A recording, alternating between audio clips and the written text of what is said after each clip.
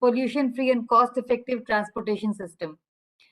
Now, fuel happens to be the major component in this journey towards building a greener transportation system for a new India. To take us through possibilities and share their experience, we have a very distinguished panelist with us today.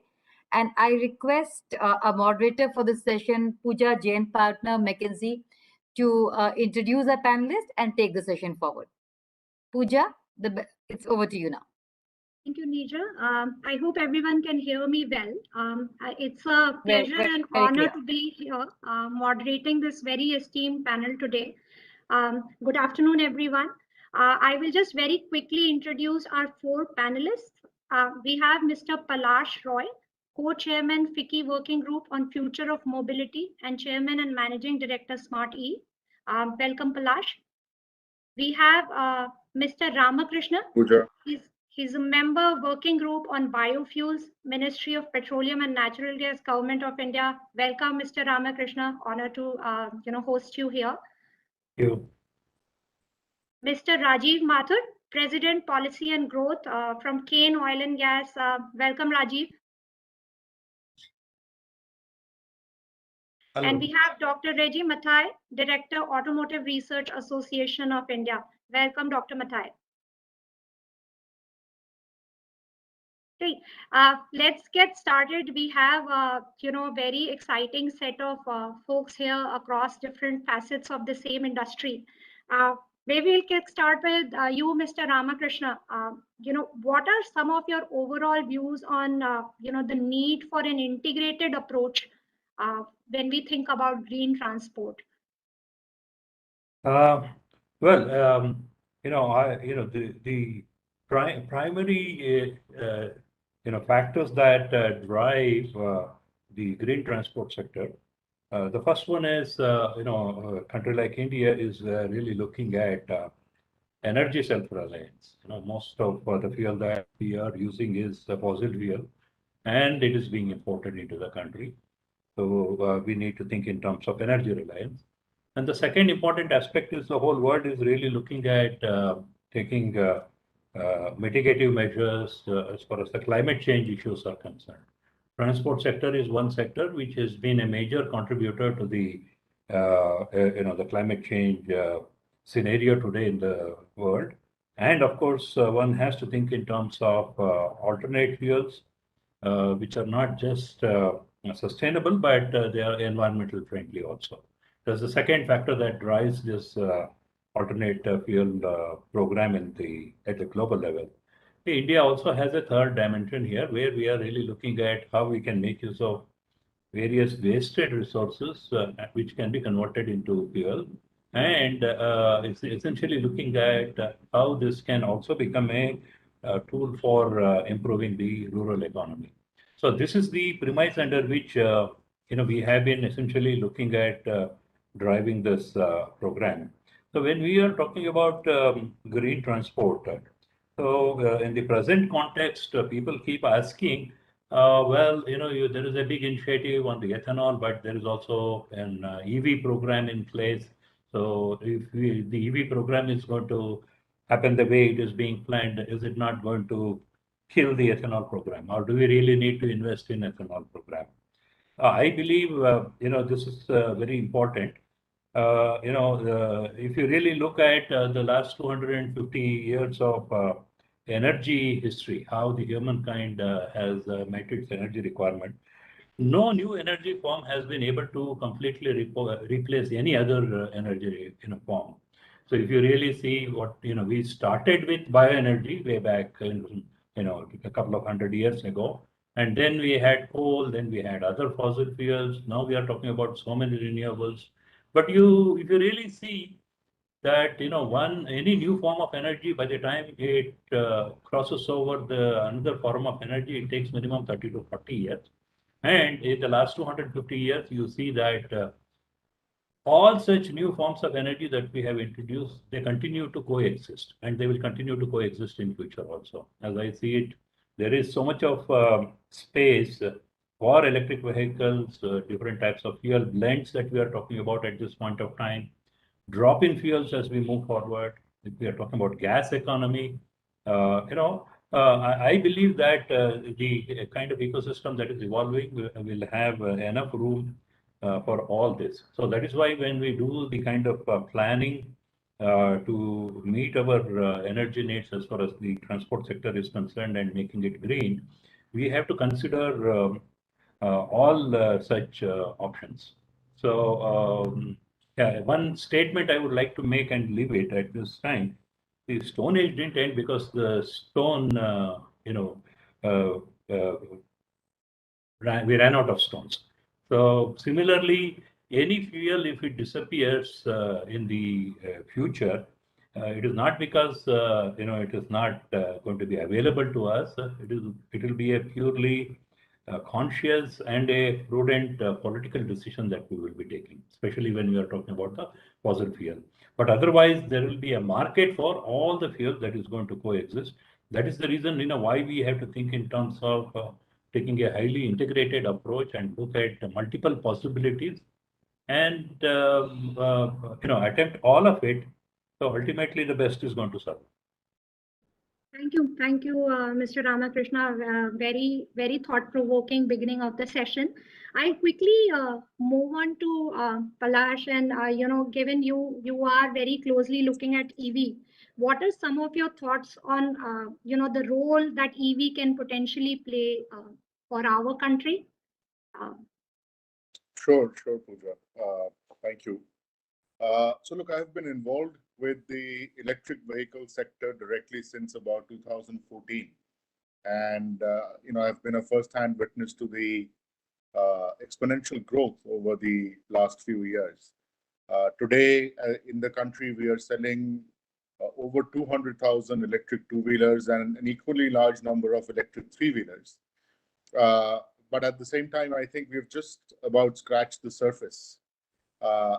In the near to mid future, the EV adoption in the country will continue to be driven by small format commercial vehicles, the electric rickshaws, electric autos, e-carts, two-wheelers for delivery, etc. And what this is doing directly for the country, to your question, is it's addressing at least three core issues. Number one is energy security. We spend over $100 billion in oil imports annually. And the large-scale adoption of electric vehicles obviously will help address the dependence on imported hydrocarbons, fossil fuels. So energy security is the number one strategic area that EV revolution is addressing. The second one is environmental sustainability. I mean, those of us who live in Delhi NCR and similar large cities in the country face environmental pollution on a daily basis. As a matter of fact, unfortunately, Delhi NCR for a long time has had the dubious distinction of being one of the most polluted urban sprawls in the world. And a rapid adoption of electric vehicles is going to address that directly. So just to give you an example, an electric three-wheeler that runs about 100 kilometers a day on an average saves over 5 tons of carbon emissions per year. Now, suddenly, if you multiply that by a million vehicles, I mean, there are over a couple of million hydrocarbon burning three-wheelers running around. But let's just say we replace them with a million electric three-wheelers. You're suddenly talking about saving enough carbon emissions equivalent to planting over 1 billion trees per year. So that's huge in a country like India. And obviously, the third one is employment generation. The sector, the rapid growth in the sector is already supporting hundreds of thousands of livelihoods, but going forward, it's going to support millions of livelihoods directly and indirectly, both in the services as well as in the manufacturing segment. So EV adoption is absolutely critical to a country like ours. Energy security, environmental sustainability, employment generation. We are very encouraged with the rapid growth of EV, especially in the small format commercial vehicles so far. And we believe that over the next near to midterm, 3 to 5 years, the adoption will be driven or continue to be driven in the same space. Now, obviously, the government is also putting a lot of emphasis on larger format commercial vehicles such as buses, intracity and intercity.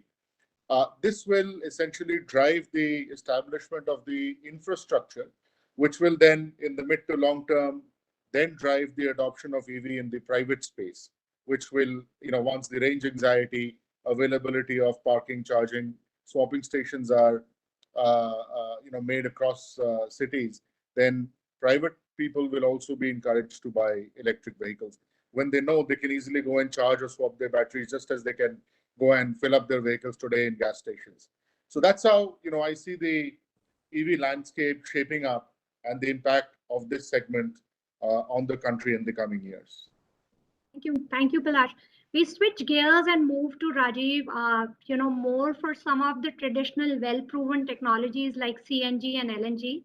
Rajiv, how do you see their role in this mix as we imagine a greener, completely green transport future? So thank you very much, Pooja, and thank you, Vicky, for inviting me to share my views on the future fuels for the transportation sector. It's definitely a case that one has to look at a greener future, look at cleaner fuels, and get the best kind of a fuel to be there with us, as we go along in future.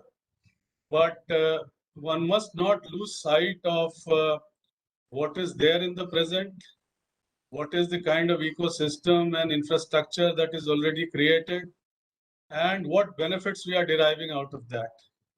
So I will concur with Mr. Ramakrishna when he says that there has to be an integrated approach towards the energy policy as far as the fuels are concerned. And it's my case that it is not one or the other. All the fuels will coexist as they do today. And as you rightly put it, it takes 30 to 40 years for any kind of fuel to mature and become commercially acceptable, efficient, and acceptable in terms of usage by the masses. So while we have to look at cleaner fuels, we have to look at biofuels, we have to look at EVs in a big way, my case is that there is a room for all, and it has been there and it will remain.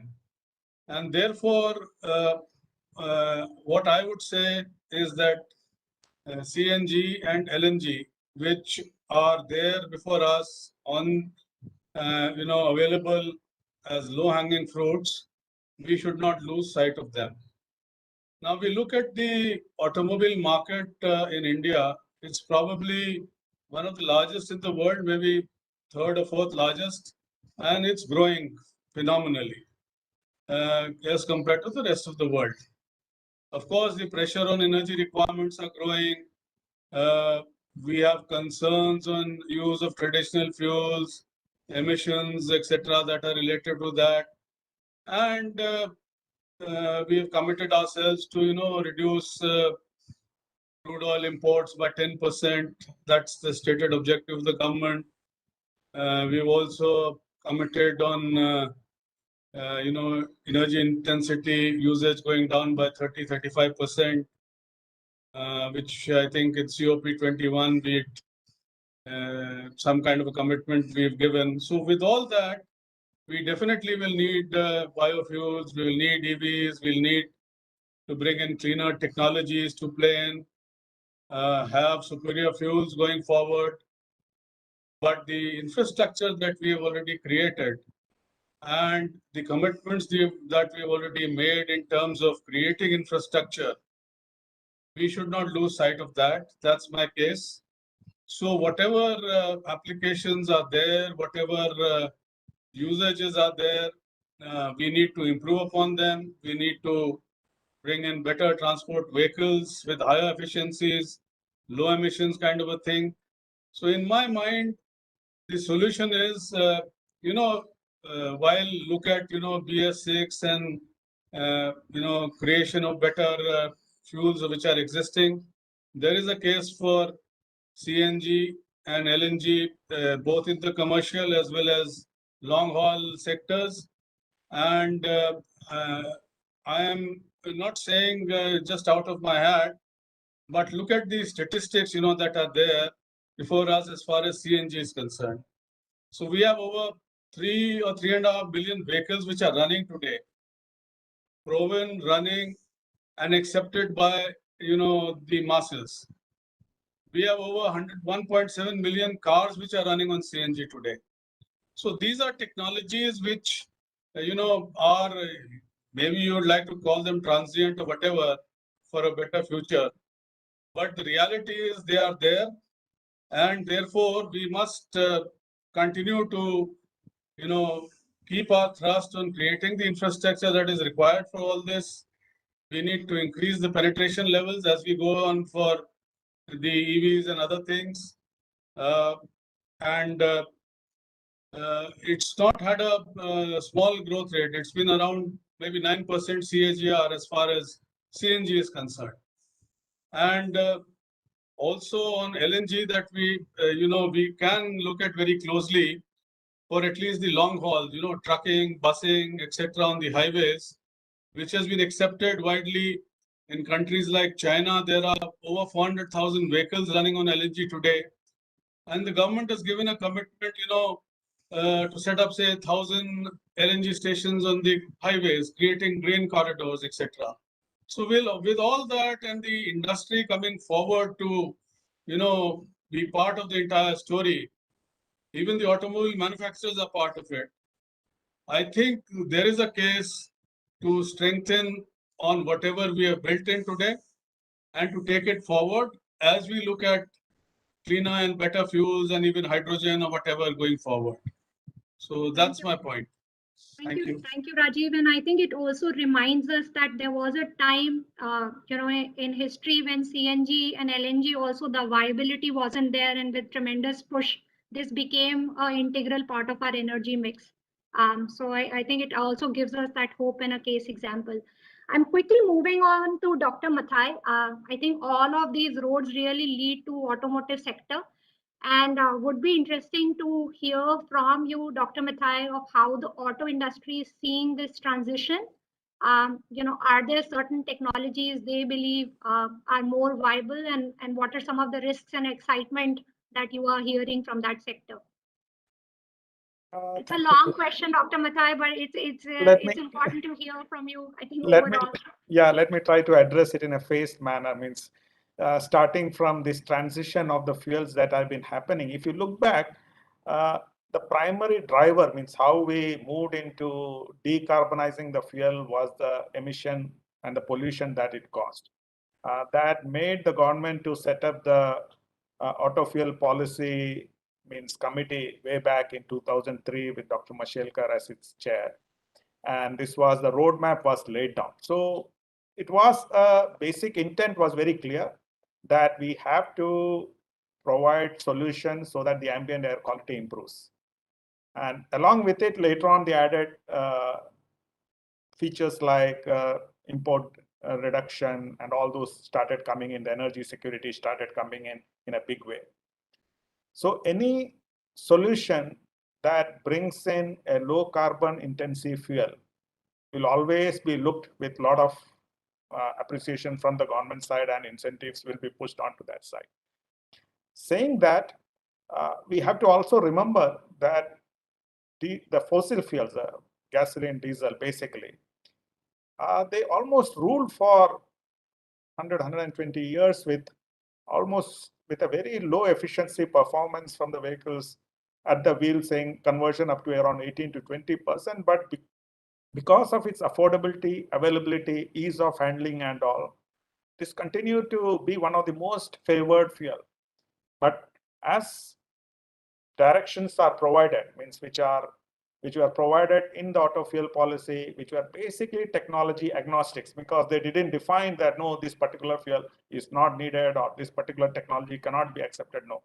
What they defined was clear-cut guidelines onto which you have to act upon. These are the norms that you have to meet. Now, how you meet it, whether you use CNG, whether you use diesel, whether you use gasoline, it was left to the manufacturer. So as technology has evolved during the years, many of them has become sort of the competition has become narrower and narrower, because the widening gap between affordability, when they see now using a CNG, the after treatment devices are substantially low requirements are required for a CNG when it is used on the commercial vehicles and all. So this matter started tilting it favoring to certain fuels, and that, along with the infrastructure being planned by the government in a systematic way, particularly through the PNGRB, and as Mr. Mathur was mentioning, being thought of. So this has made the automotive sector to align in a particular direction. Now, coming to the new renewables that are coming up, like the ethanol and the biofuels.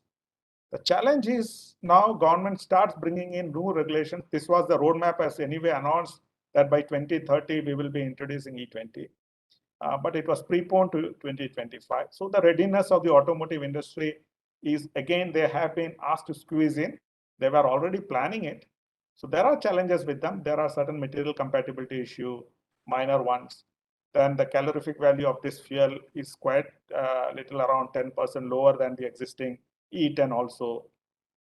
So such things when coming into play, we need to really look in, will the older vehicles be ready? The newer vehicles can anyway take it on, particularly the BS6 vehicles with injection systems, and the readiness of the auto manufacturers, they are more than willing to adopt it.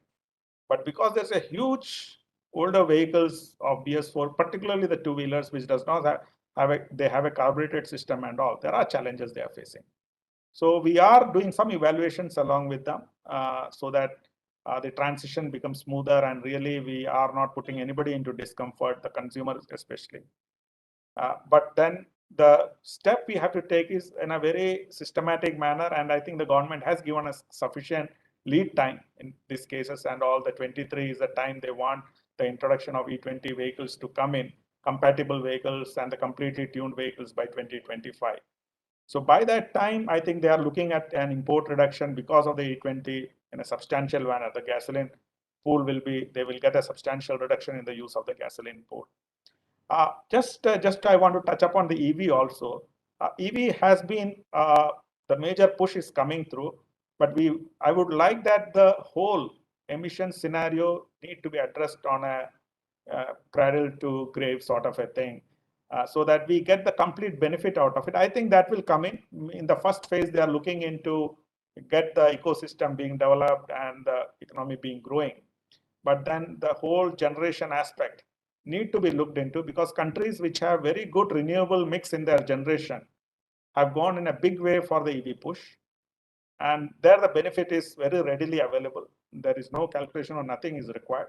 But for Indian scenario, because of our generation being still on the coal-based and highly CO2 intensive, the benefits are still to be realized on the total basis. So this is again an area where the focused approach will be coming in a big way. That's all from my initial point. Thank you, Dr. Mathai. And I think the excitement of EV is also because the way India has really led the renewable wave. I think therefore a lot more excitement about it. But the long haul trucking and the overall commercial continues to be a challenge. Maybe I'll quickly move on to Mr. Ramakrishna to hear his point of view around, especially around biofuels and solutions like methanol, ethanol, or people starting to talk about green hydrogen. So any views there, Mr. Ramakrishna, of what kind of technology innovations are happening or exciting projects that you are seeing come about? Before I really come into the technology part of it, I just want to make a point with regard to the total energy that is being consumed, including the transport sector here. So if you really look at the total energy that is being consumed in the country from various different sources, and if you were to capture that energy content in terms of carbon molecules, we are talking about something like 350 million metric tons of carbon equivalent of energy that is being consumed. Ultimately, all the energy comes from carbon. Now, if you really look at the various types of wasted resources that are there available in the country, like agricultural residues or animal dung, a lot of organic waste that is being generated in the factories. And then again, you're also talking about municipal solid waste and the sewage water and all that. If you really try to account for the carbon that is present in all that, that exceeds 450 million metric tons. So which means if you had the right kind of technology to make use of these resources and convert them into useful kind of an energy, 100% of our energy requirement come from our wasted resources within the country. The biggest challenge here is how are we really going to aggregate these kind of resources that are available and making it available to the industry which is going to process it. And the second biggest challenge will be, do we have the technology that can be mapped onto different types of resources that we are talking about? So if you really look at the technology, there are different technologies at different maturity levels at this point of time. Now, with all the kind of initiatives that have been taken in the last couple of decades, and especially the big policy push that has been given in the last 6-7 years, there are certain markets which are emerging quite aggressively. And a lot has been talked already about electric vehicles, LNG, CNG, and all that. These are all very potential areas, as rightly pointed out by Dr. Mathai. We have some challenges with regard to EV. We need to make sure that it is completely, we make use of green electricity and not really the conventional coal-based electricity. And the second thing is, in the morning, in the inaugural session, it was also pointed out that, the battery technology and the kind of materials that are required for the battery, we are dependent on the imports. So we are really looking at the major objective being energy independence. Then, we have to think in terms of addressing those kind of gaps that exist in those technologies. Once again, on the LNG and CNG, significant amount of LNG and CNG that we are consuming. In terms of, the environment pollution it creates, they are the least polluting kind of fuels at this point of time. But significant amount of it is being imported into the country. So we have to really think in terms of how do we make use of the resources that we have in the country and map right kind of technology and also achieve the kind of lower carbon footprints that we are talking about. So in that area, I think at this point of time, two technologies, the two fuels are really making a big, headway. One is the ethanol industry. So we have the first generation ethanol, which is quite matured kind of technology, and the kind of resources that can be used for producing ethanol. We were only producing ethanol from sugar molasses.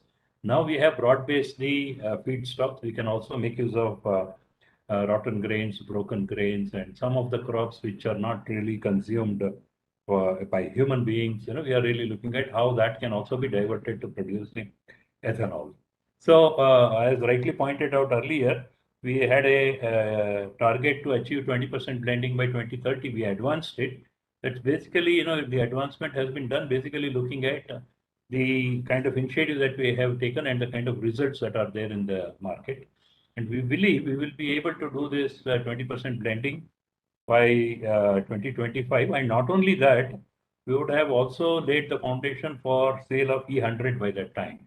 We are looking at a similar kind of an ecosystem that exists in Brazil, where E27 is the basic fuel that they sell, and then you have E100 side by side, and you have flexi engines in the market, and the customer has the choice of blending beyond 27%. So similar kind of an ecosystem is something that we are really looking at. So it is not just E20, but we are also going beyond E20 through selling E100 side by side and introducing flexi engines. A lot has been talked about already on the flexi engines in the country. And the other opportunities for ethanol, it would be interesting, and I think Dr. Mathai will be able to add to it. There is some very unique experiments that are being going on in the country where we are looking at blending even ethanol in diesel.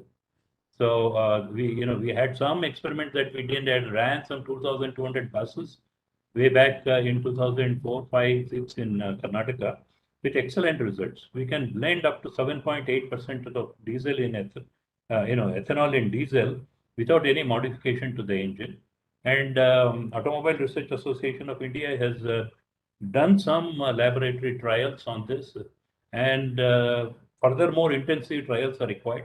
I think by the time we have E20 and E100 available, we will also be ready with all our trials, etc., where we can consider blending ethanol and diesel, which means that it is going to open up a huge market because our diesel consumption is 3 to 3.5 times more than the petrol at this point of time. And the other major opportunity is the other market is the aviation sector. We have done so much of work with regard to having a bio ATF. There are about 3 or 4 different technical routes through which we can produce bio ATF. In our own country, we have developed the technology to convert lipids. That means various types of oils into bio ATF. The technology developed by Indian Institute of Petroleum in Dehradun. But at the global level and also in India, a lot of work has been going on looking at ethanol being converted into bio ATF. So that will be another huge market. We are talking about another 5 to 6 million metric tons. As Gadkariji was already said in the morning, up to 50% blending is possible without any modification to the engines, and a lot of trials world over has already been done. So which means there will be huge opportunity for ethanol. So it won't be not just the first generation ethanol, the kind of work that we have initiated in second generation and third generation ethanol, that is carbon capture and converting that into ethanol. In Panipat, there are 2 plants that are coming up. One is from the Pareli, that is the paddy straw, we are converting that into ethanol. And there is another one where we are capturing all the gases that are coming out of the refinery and converting that through a gas fermentation process to convert that into ethanol. So both the plant will be producing 1 lakh liter of ethanol every day from 2 different kind of resources. So ultimately, we can look at all the municipal solid waste and even a lot of agricultural residues which cannot be converted either into CBG or into second generation ethanol. Through a gasification route, we can convert them into gasification, and gas fermentation route, we can convert them into ethanol. So there are technologies which are emerging, which is holding a lot of promise, and also the biogas sector. We have the Satat program, under which we have a target to produce 15 million metric tons of compressed biogas, which would replace almost 35% of the total CNG or LNG that is being consumed in the country. And that is another market which is shaping up very well. And when I say 35% of the total gas it will replace, it will also replace 75% of the total imports that we are doing at this point of time. So, the ethanol and CBG is something that is already happening in the market. Yeah. And there are some future projects like, we have talked about ethanol, dimethyl ether, biohydrogen, where the technologies are, shaping up to address some of those requirements. Sure. Thank you. Thank you, Mr. Ramakrishna. Very exciting stuff of, I think, some newer solutions and some scaled up solution, and looking forward to seeing them in action. Maybe changing gears a little bit and coming to you, Palash, for this question. As you think about, adoption or increasing of EV penetration for the country, what are some of the challenges and opportunities you see, from your vantage point? Sure. As we see the proliferation of electric vehicles in the near to midterm, in my mind, there are at least 4 critical areas, 4 critical pillars that we would need to address as a country to ensure the robust growth that we have seen so far. The number 1 is battery. This is becoming a critical bottleneck as I see it, because on one hand, while we are reducing hydrocarbon import, our reliance on import of lithium cells is also increasing. The entire EV supply chain today is at risk due to the unavailability of cell manufacturing technology within the country. Right now, our focus is on lithium cells, as you know, and unfortunately, India doesn't have any, significantly large known reserves of lithium as we know of today, and therefore all of this is being imported. So there continues to be a risk there that while we reduce our hydrocarbon risk, the risk on imported lithium is increasing. Therefore, as the Honorable Minister mentioned during his opening comments this morning, the exciting research that is going on in the area of commercialization of new technologies such as metal ion batteries, etc., where India has large reserves such as aluminum. Now, those will need to be accelerated and commercialized as soon as possible. That's area number one. Number two is vehicle technology itself. Over the last 7-8 years that I've been involved in the EV segment, this is an area where there has been an encouraging growth up the maturity curve. What started out in 2011-12 as largely import of Chinese kits and then assembly of these kits in small workshops in places like Karol Bagh, etc., has now emerged into a full-fledged industry. Large and serious players with capacities to produce more than 20,000, 25,000 vehicles per year, they have emerged. And larger players, serious players, automotive players are now investing large amounts of capital in this vehicle manufacturing segment. However, still, there are certain components like the motor, the controller, that is being imported in large numbers from China. And therefore, continued investment in the component industry is going to be critical for the ongoing success of EV adoption in the country. Third is infrastructure.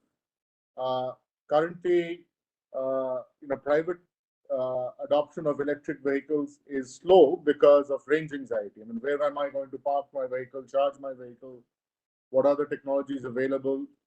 So as the charging and swapping infrastructure develops, essentially the gas stations of the future, EV adoption will take off. Also, what is required are common standards that need to be established to ensure interoperability. So right now we are in the classic VHS versus Betamax race, where the battery suppliers are introducing their proprietary products, their closed loop software technologies, and are racing to capture the market. But very quickly, we need to set up interoperability standards so that the consumer is not stuck to one particular type of battery or infrastructure. And then lastly, policy implementation. The government, obviously, both at the central level and also progressive states, they are coming out with very good EV policies. What needs to improve is the implementation of these policies. I'll give you some small examples. I mean, there is obviously this beautiful FAME subsidy that exists when people buy lithium-ion battery-driven vehicles. But the efficiency in which the subsidy comes back to the OEM, and then that is causing a little bit of working capital issues across the supply chain. So sometimes it takes as much as 5 to 6 months for the FAME subsidies to come back. Another example is in Delhi, for example, for electric vehicle three-wheelers.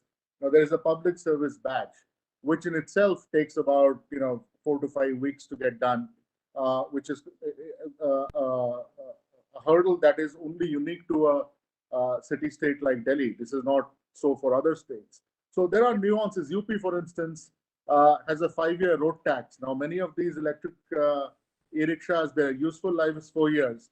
And then suddenly, if you have to pay a 5-year road tax, it just jacks up the price of the initial investment by a driver. So there are nuances that need to be ironed out at the policy implementation levels at different states and at the central level. So if you can address these 4 or 5 things, I think it'll go a long way in the further adoption of the electric vehicles. One separate point I would like to add, I completely agree with my esteemed panelists that we must be looking at the entire energy production ecosystem so that that is at a sustainable level. Right now, a lot of our energy is produced thermally using coal, and therefore that the overall benefits of a sustainable ecosystem is not achieved. But just a point I'd like to make is while that is absolutely true, by moving from hydrocarbon burning vehicles to electric vehicles, one thing that we are able to address is tailpipe emissions.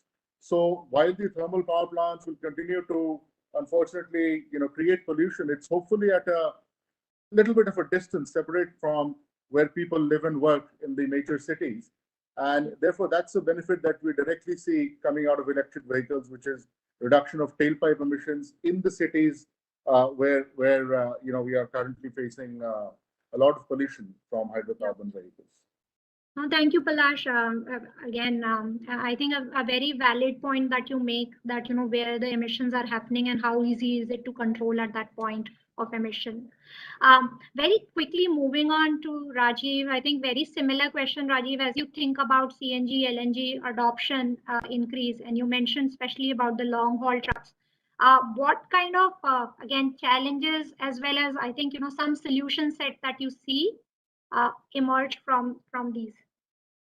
So thank you, Pooja. I think, as I said, there is a case for CNG and LNG to be, used in a bigger manner than it's being done today. Over the last couple of years, a lot of efforts have gone into creation of the infrastructure. A lot of investments have already been made, and the government has given it due thrust in the past. Of course, as I said, there is a case for alternate fuels. And as Mr. Ramakrishna put it, even in CNG, we could look at blending with biogas, etc., increasingly going forward, maybe 10%, 20%, or 30%, whatever. And that should be a implementable solution, a low-hanging fruit, which could take us forward in the next 5 to 10 years. Especially as why I'm saying so is huge amounts of investments are being made, not only by the government agencies, but by the private sector in creation of the pipeline network, the distribution network, the CNG stations. Today, I think we have about 3,500 stations already in place. Now we are looking at tier 2, tier 3 cities where private investment is going in creation of the domestic network and all these stations. Of course, those stations could be fuel stations going forward with EV charging also, and other things also happening going forward. So it could be you use any fuel and you could use that station for charging. So that's point number one. Point number two is, while we are importing a lot of gas today, we've been fortunate to find sizable volumes.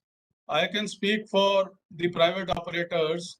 In the last year or so, there's been at least 10 million cubic meters of more gas that has got produced.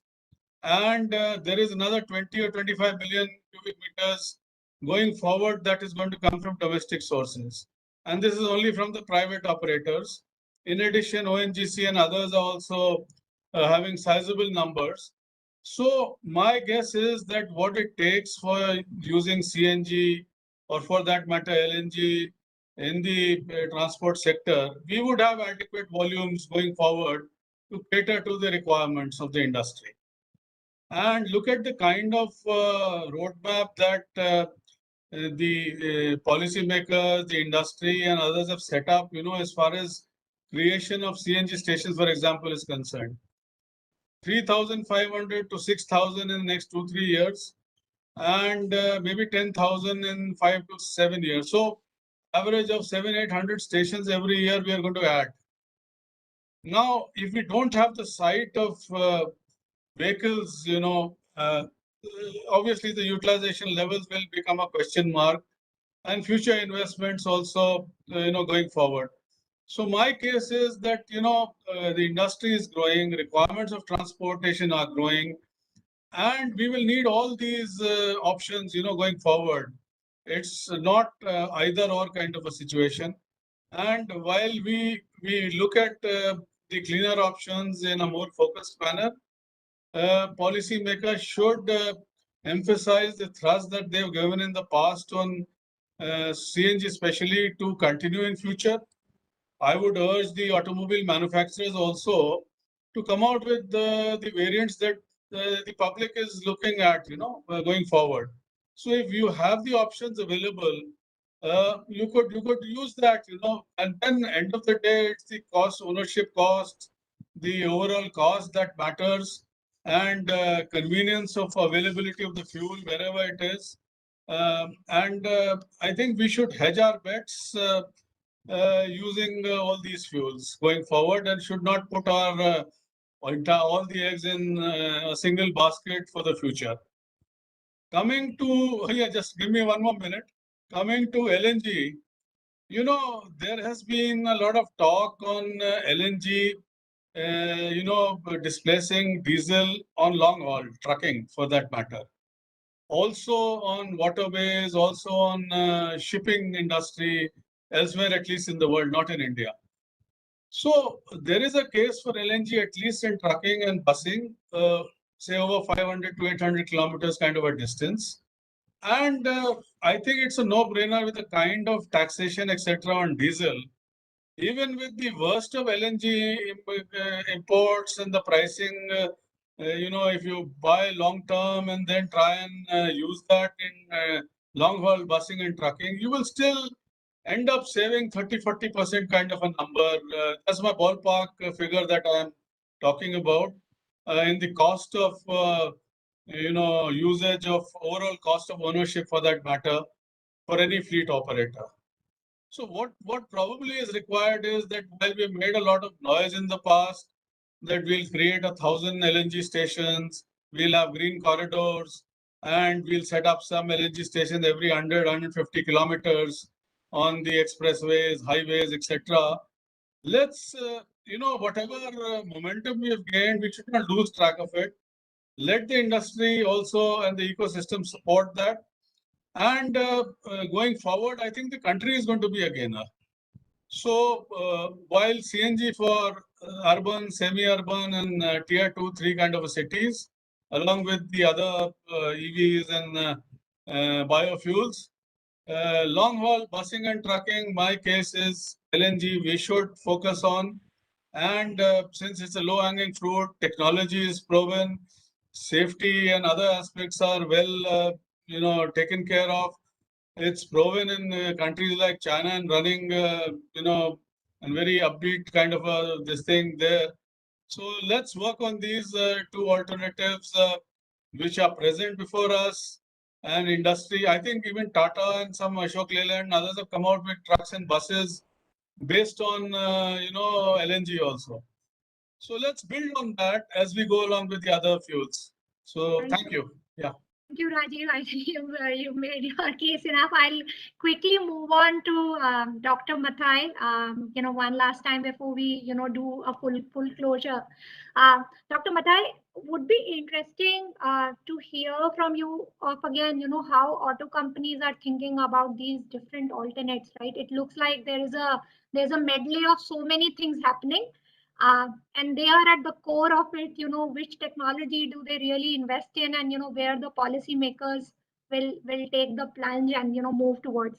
So would be good to hear from you of with this all medley going on, where their mind is and how are they planning to deal with all of this. And any suggestions as you may like to put forth as well for the group. I cannot speak mainly on behalf of the automaker because they face, as you rightly mentioned, a very complex decision it is for them, particularly investments and diversifying into which area looking forward. And particularly the EV being now the focus and a lot of new players coming in and the government's incentive policies also in place. These are challenging times for the auto industry as such. And along with this, we have a very tight regulatory regime, the BS6 norms, and we are also thinking about the RD, means the fuel economy norms coming already in place and being tightened in 2023. So introduction of various fuels and such aspects that in-service compliance of the vehicle means, are they still, when they are put into use, are they still meeting the BS6? Is there any deterioration happening? So these are really tough times for the auto industry, and they are complying with it, and they have been technologically, they have been bringing forward the best solutions. so that we are complying with all the needs. But as we move ahead, it will be much better as the roadmaps are becoming more and more clearer. What exactly and at what time is needed. Just like now the government announced the E20 policy, saying that yes, from 2025 onwards, there will be E20 vehicles, E20 fuel only will be given. So that gives them some direction onto that, but yet they need to gear up, they need to bring in solutions for that completely. That is one aspect. Similarly, as Mr. Mathur was also mentioning, for a clearer roadmap on CNG, LNG comes in, because Mr. Ramakrishna was also mentioning about waste to gas. So this can be put together, and government is focused on that. Government is announced the Satat scheme and all that, where they want the CBG plants to be set up, and the OMCs, the oil manufacturing companies, buying the gases from them and all. But then if there are no volumes, the ecosystem doesn't develop for that, or some other things comes in, we will have a very peculiar situation where people won't want to invest into such things. So we need to see the growth of the industry as such, and we need to also bring in a clearer roadmap, and that I think the government is working on it, and government is trying to facilitate it. We on our side, we bring in the regulations on a systematic manner, where as and when it is required, whether it is LNG or whether it is CNG. So we, along with the stakeholders, work with them and deliberate with them and try to get in the solutions, so that when they come in, they don't grapple with approval processes and all that. Everything is in place. One area, I think Mr. Palash was mentioning about the EV chargers and all that being complying with. So this is also at a very fast mode the work is on, so that people get the interchangeability, which is very important. Each stakeholder doesn't comes and builds its own charging systems and all that.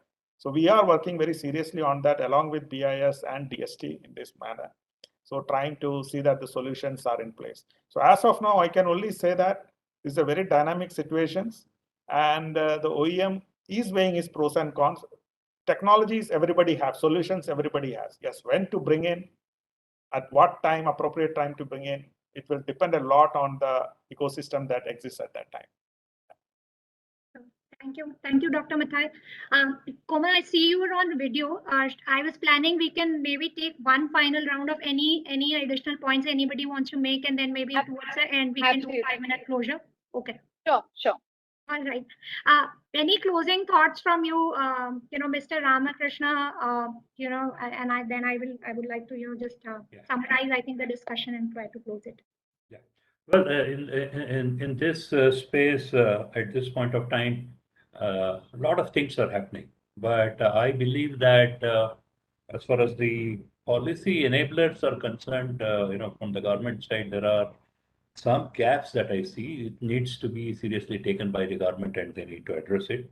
First and the foremost is the inputs that are required for whether it is batteries, when we are talking about EVs, or when we are talking about biofuels, talking about the feedstock supply chain or MSW or agricultural residues. I mean, as far as creating a sustainable supply chain is concerned, we need to streamline our policy, as well as the programs have to be supported by government. Second aspect is there are a lot of emerging technologies at this point of time which have been demonstrated at different scales, but at a much higher scale or commercial scales, it needs to be demonstrated.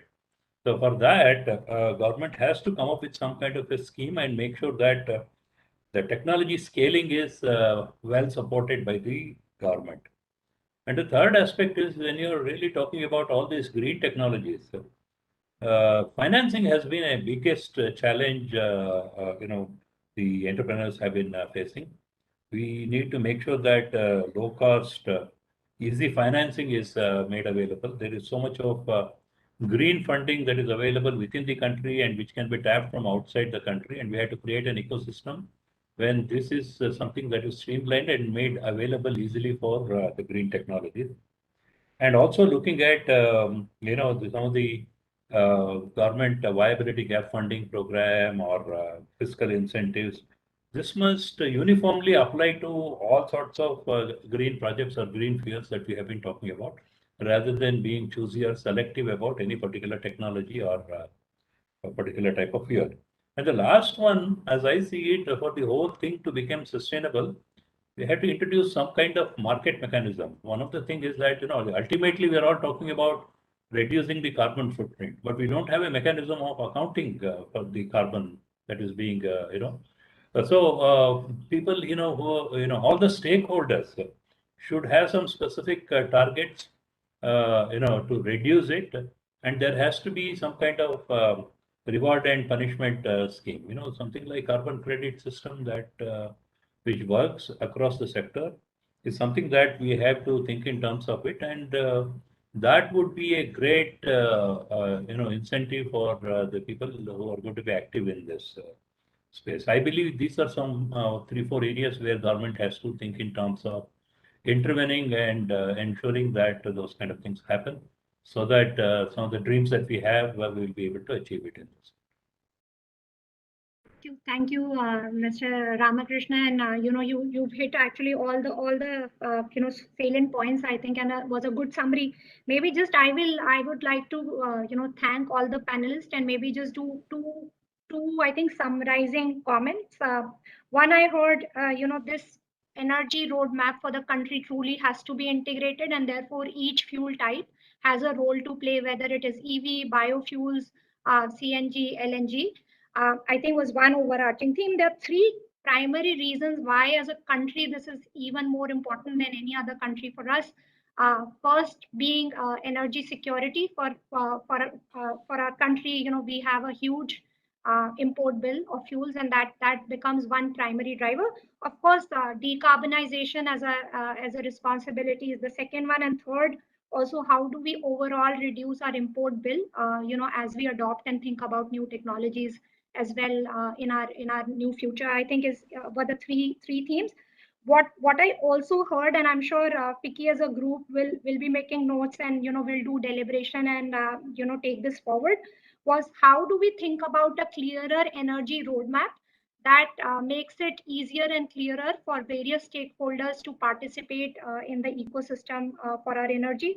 The second one was policy, of course, will have to play a primary role here, and policy both in terms of supporting and helping infrastructure, streamlining our supply chains, making the right investments and supporting that, as well as on technology, really helping and supporting scale-ups, whether it is through financing or creating a backbone of support for that, I think was the second thing, as well as how are we ensuring a smoother, easier policy implementation for places where it's already created. I think were the themes that I picked. Very, very energizing session, and I would like to thank each one of you for bringing very different aspect of the solution set to this discussion. Pooja, thank you so much. Thank you so much, Pooja. Thank you so much for the excellent moderation. Thank you so much, panelists. We've heard all the cases, the case for EV, the case for natural gas, the case for biofuel, and the suggestions are right. We have to balance everything, cannot just focus upon one particular segment, and we are sure that with the right kind of policy for the government and the participation from all relevant stakeholders from the industry, we will be able to create that ecosystem. So thank you, everyone. We will now proceed with our business session 2 that will talk about the innovation way forward and the role of R&D. And we have for that session the Joint Secretary MORTH, and also Mr. Tarun Kapoorji is joining us for business session 2. So in case your diary allows you, we would want you to also be a part of that. For now, thank you so much, and we will close this session. Thank you. Thank you. Thank you.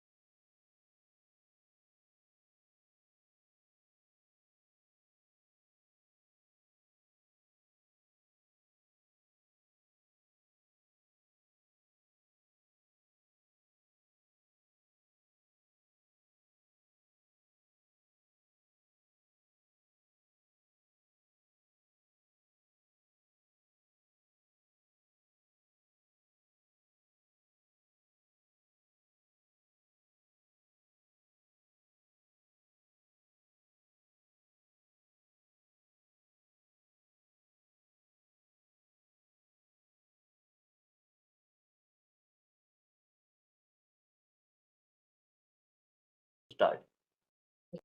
Great. So, welcome to Business Session 2, which is a final session for this initiative that we had taken up. The session is on alternative fuels, way forward for the industry. Now, Government of India has been making a big push to promote innovations and R&D for building roadmap for greener transportation.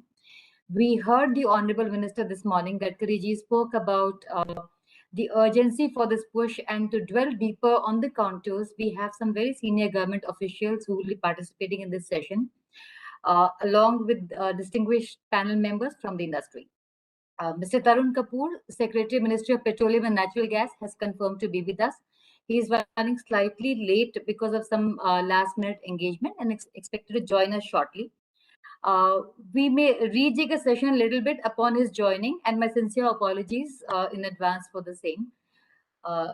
And we already have with us Mr. Amit Vardhan, Joint Secretary, Ministry of Road Transportation and Highways.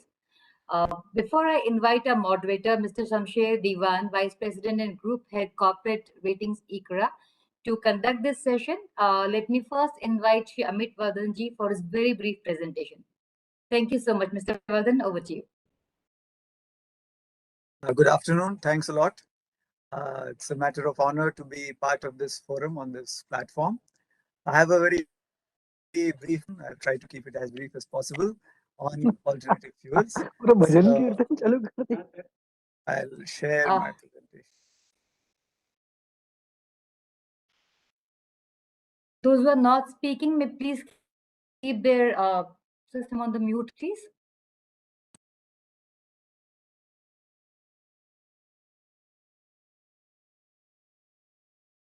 Is this, can you see the presentation? Fine? Yes, sir, it is visible, sir. Yeah. So we have been taking a lot of initiatives with regard to alternative fuel technologies. Just a brief about the ministry, as some of you may be aware. We are the regulation, we're in the regulation business. We issue notifications of various kinds, and our prime document is the Central Motor Vehicle Rules.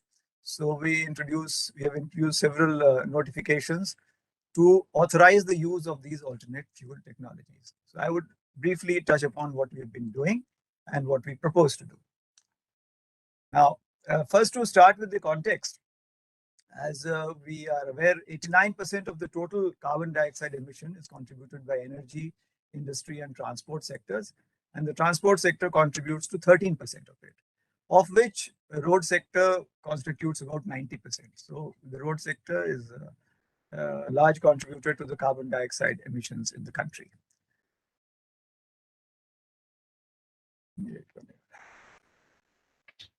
Now, over the last 20 years, there has been a growth of about 10% in the vehicle population, of which about 3/4 has been contributed by the two-wheeler segment. That's the biggest segment that we have. As you can see in the pie chart, the two-wheeler segment contributes about 74% of the vehicle stock, and then followed by cars, jeeps, and taxis, and then the other categories.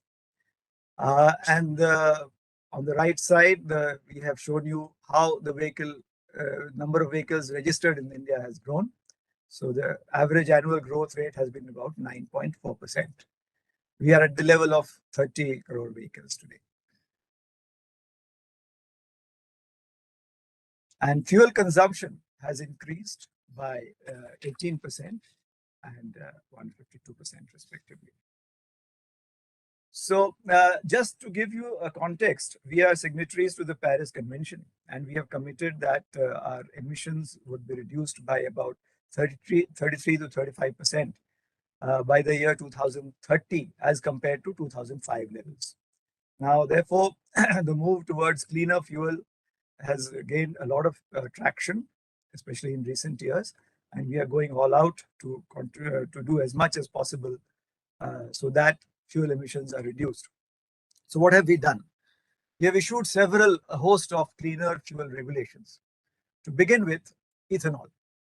Ethanol is a byword today, and you may be aware that we have decided that E20 vehicles would be in operation from 2025. Earlier, the target was 2030. Now, this has been brought forward to 2025. And this has been getting priority at the highest level. We were alive to this problem way back in 2015. So we started notifying E5. We notified, that is a blend of 5% ethanol with 95% gasoline. This was notified as an automotive fuel in 2015. And then this was followed by E10 in 2019. E85 was already done in 2016 for 4-wheel, 3-wheels, and 2-wheel vehicles. E100, that is pure ethanol, and ED95, that is 95% ethanol and 5% additives, have also been notified. Recently, since this traction on E20 gained momentum, we notified, notification was issued on the 8th of March 2021 for E20 fuel, that is 20% ethanol, 80% gasoline. This was for adoption of mass emission standards and declaring it as fit for automotive use.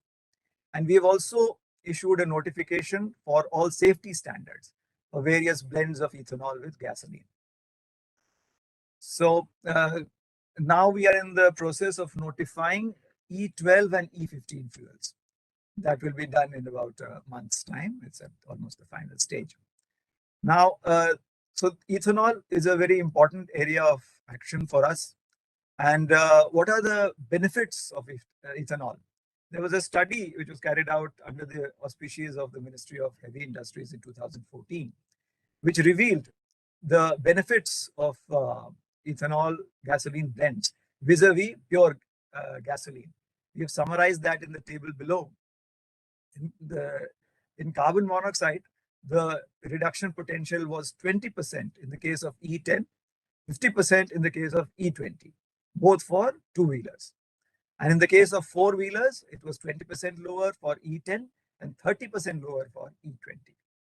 Hydrocarbons for two-wheelers, it was 20% lower in the case of both E10 and E20 for two-wheelers, and again 20% lower for four-wheelers in both these categories. For oxides of nitrogen, there was not a very significant trend. In fact, in E20, it was slightly higher. But by and large, the emissions are much lower in the case of E10 and E20 compared to gasoline. So this is a much more environmentally friendly fuel, and that's why this push towards ethanol. Besides that, it's homegrown also. The raw materials are at home. We don't have to depend on foreign sources of supply. So that will also have a very good impact on the forex reserves. Now, flex fuel vehicles. This is a concept which is very well accepted in Brazil. It's there in US also. Brazil operates with an entire range from E27 up to E100, any blend between these two. And this is a proven technology. Vehicles are already plying there. So we are focusing on flex fuel vehicles also for the future. This was the case of ethanol. For methanol also, we have issued the mass emission standards and use of methanol as an automotive fuel. In the case of M15, that is 15% methanol, 85% gasoline.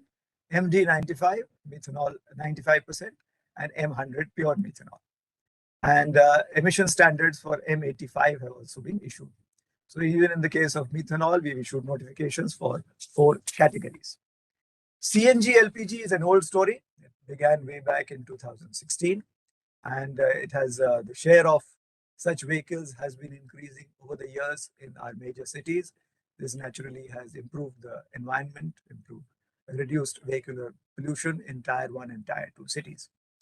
This is especially so for the commercial vehicles, which are known as transport vehicles in the bus and car segments. Then HCNG, that is a combination of hydrogen and CNG, has also been notified as an automotive fuel in September 2020. We have allowed addition of 18% hydrogen to CNG, and it has been tried in buses in Delhi. Now, this CNG engine has been tested by the Automotive Research Association of India, Pune, to understand the emission reduction using HCNG as compared to neat CNG. So, in fact, it's surprising to note that with HCNG, there is a drastic reduction in emissions vis-a-vis pure neat CNG. reduction is to the extent of 70% in the case of carbon monoxide, 15% in hydrocarbons, and overall 4 to 5% improvement in fuel economy. For NOx, that is nitrous oxide, there is no reduction. It's the same as CNG. So there is a lot of benefit if we have HCNG, which is an improvement over neat CNG. Biodiesel also, the ministry has notified the mass emission standards for biodiesel B100 and also for a mix of biodiesel up to 100%. Then we have issued the mass emission standards for DME, that is dimethyl ether, which is used as an alternative to diesel. This was notified in 2020. And LNG, we have issued the mass emission standards for use of LNG also as an alternative fuel for heavy goods and passenger vehicles.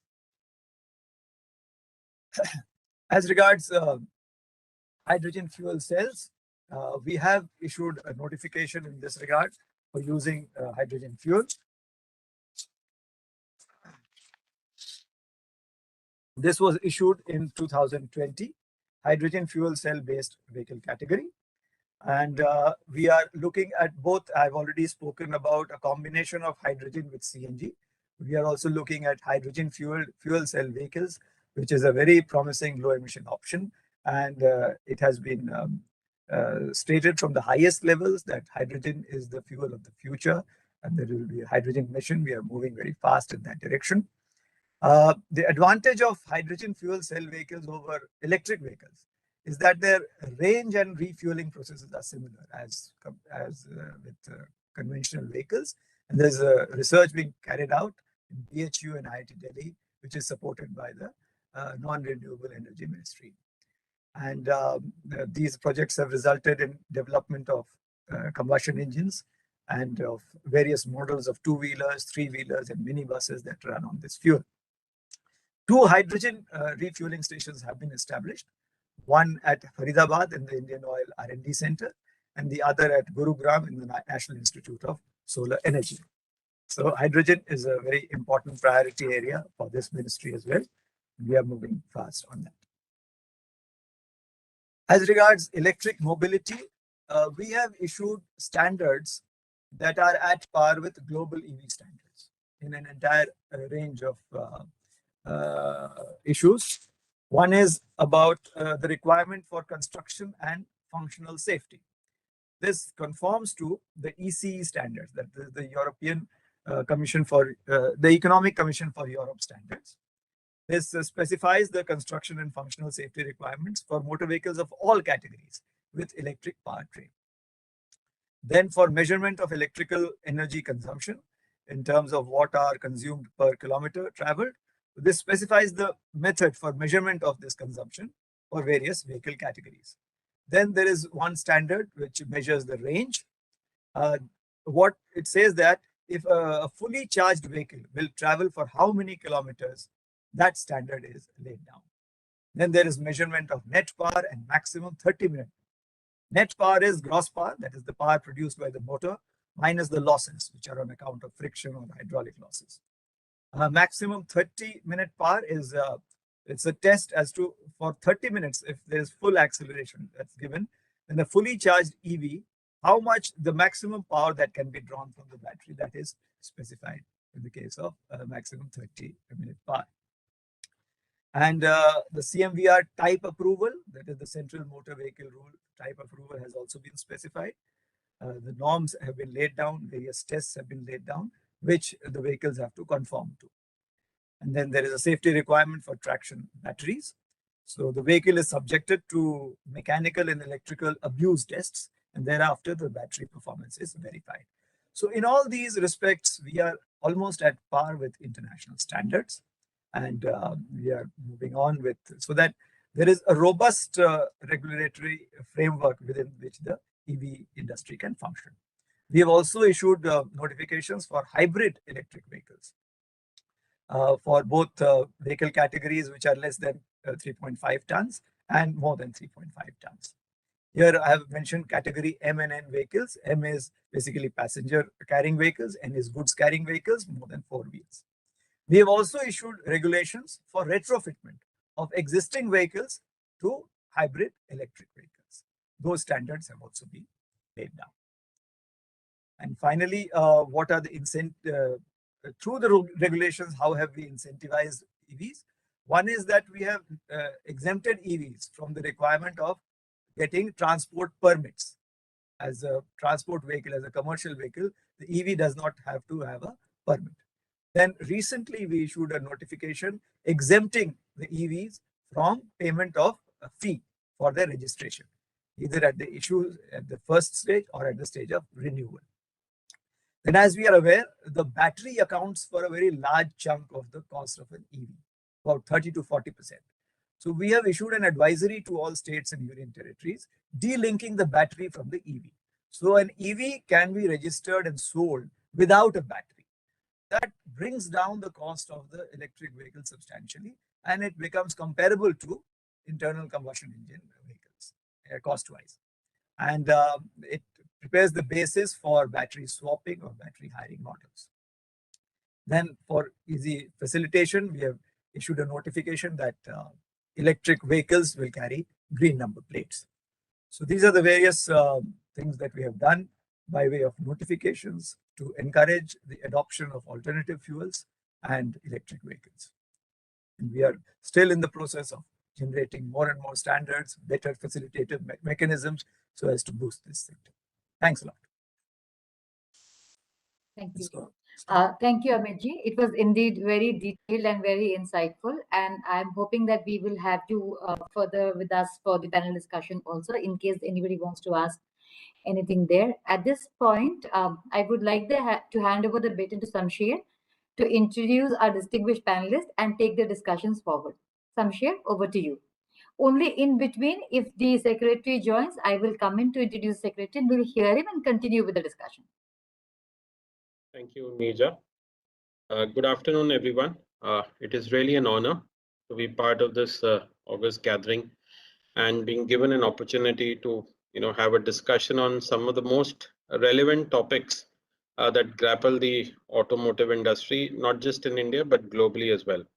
And let me also thank Shri Amit Vardhananji for his opening remarks and kind of setting the stage for a discussion on a very timely and relevant topic. Now, before we move further, let me introduce all of you to our panel members for today's discussion. It is our pleasure to have with us today Mr. Subodh Kumar, a former Executive Director for Petrochemicals, Alternative Energy and Sustainable Development at Indian Oil Corporation. We also have with us Mr. S.K. Agarwal, Head Engineering for the Medium and Heavy Commercial Vehicle Division of Tata Motors Limited. And last but not the least, we also have with us Mr. DMR Panda, General Manager, Hydrogen at NTPC Limited. Now we all know, the automotive industry globally is undergoing major technological changes. Almost all OEMs across various geographies and different segments, whether it is passenger cars, commercial vehicles or two-wheelers, have now committed themselves towards zero net carbon emission norms. And to achieve these norms, there are broadly two different areas on which a significant amount of R&D and efforts are being placed. One of them, of course, is electrification of powertrains, and the other is adoption of alternate fuels. Now, the debate has clearly shifted whether there will be transformation in the powertrains from ICE or not. It's a matter of at when and at what pace. While major markets, particularly China and Europe, have kind of taken a very considerable lead in the overall electric space, India too has started its journey in a modest manner, backed by a series of government-backed policy initiatives and now triggering of private sector investments. However, as Mr. Vardhan's presentation pointed out, India is very unique in many ways. And unlike other markets where nearly 80% of the mobility requirements in India are actually met through two-wheelers and three-wheelers and buses.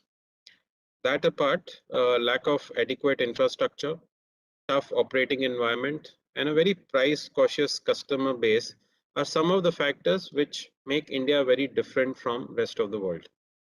And accordingly, the overall policy environment, the construct of whether we talk about alternate fuels or we talk about the electric EV ecosystem is going to be very different in many ways when we compare ourselves to rest of the world. Now, with this background, let me start the panel discussion by inviting comments from Mr. Kumar. Sir, what we've seen over the past few years is that the share of diesel vehicles in India, especially in the passenger car segment, have been steadily coming down. Now, one of the reasons has been that India leapfrogged from BS4 to BS6 emission norms, which meant a significant technology change as far as diesel vehicles are concerned. At the same time, many OEMs have been focusing on increasing or rather shifting towards CNG as an alternate fuel. That coupled with the fact that now CNG network is expanding beyond what was initially available in Delhi NCR or Mumbai metropolitan area or certain parts of Gujarat. All this has meant that now CNG vehicles in India account for almost 6 to 7% of passenger cars. And this share is expected to further increase, especially when a couple of years down the line, new emission norms for diesel come into picture, which will make diesel vehicles even far more expensive to operate. Now, with these thoughts, I'd like to understand how do you see a role of CNG and other alternative fuels really panning out in the Indian automobile ecosystem?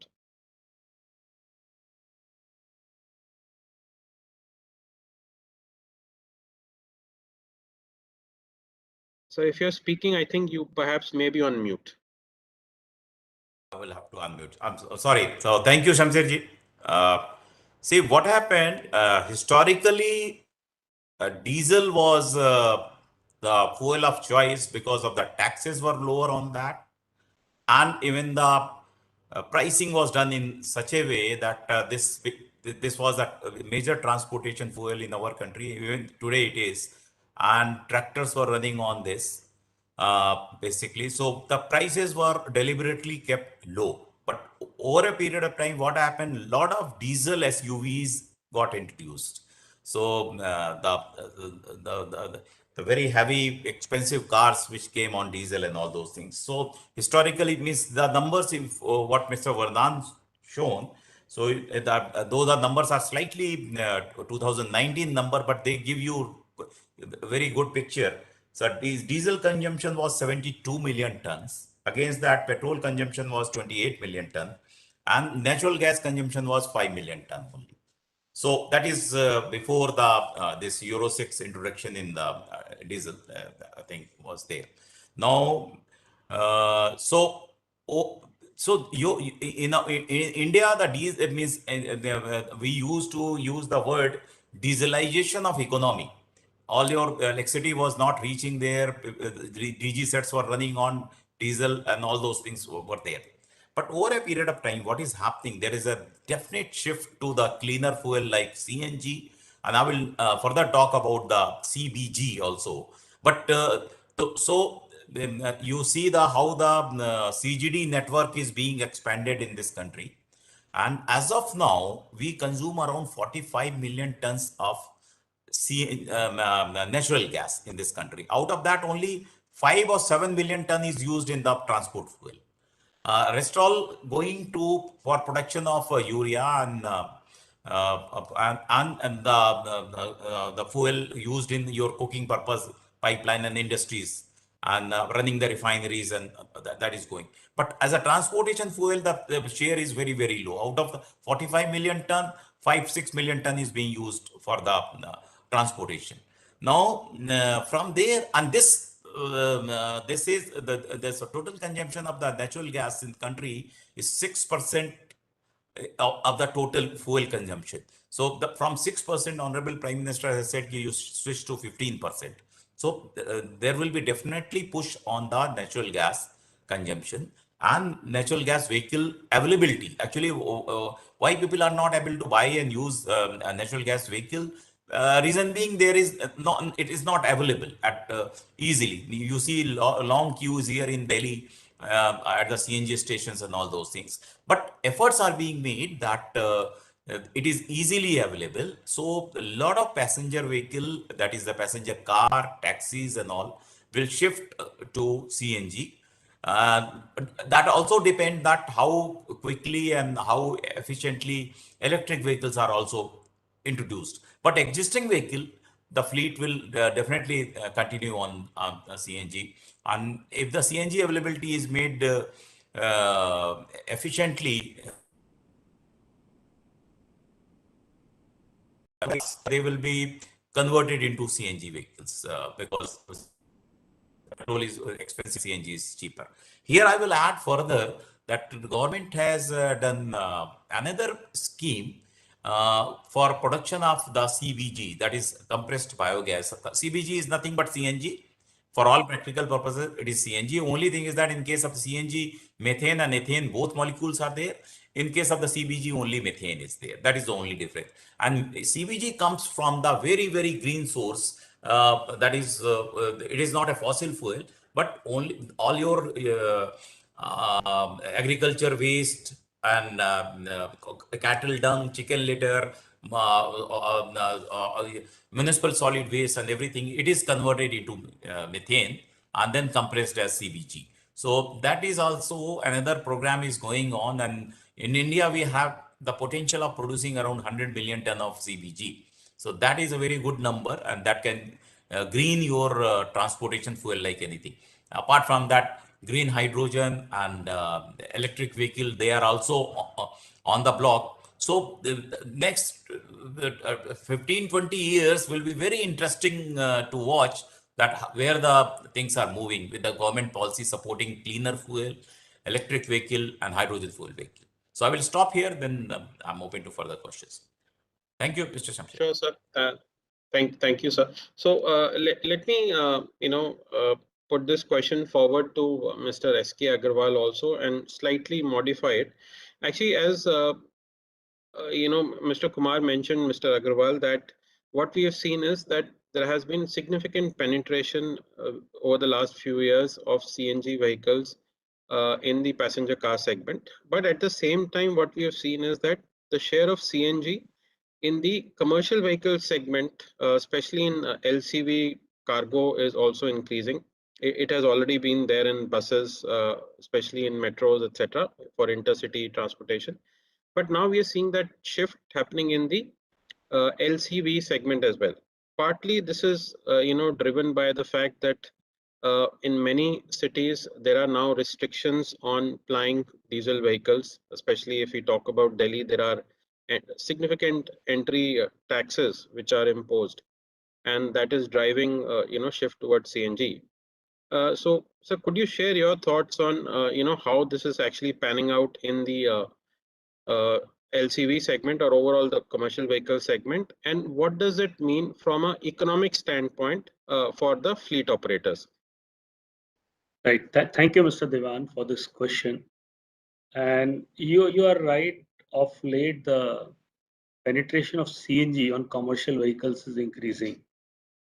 And first, I will talk about why last so many years CNG has not been able to take off on the commercial vehicles. One, the weight of the CNG system is much more than diesel.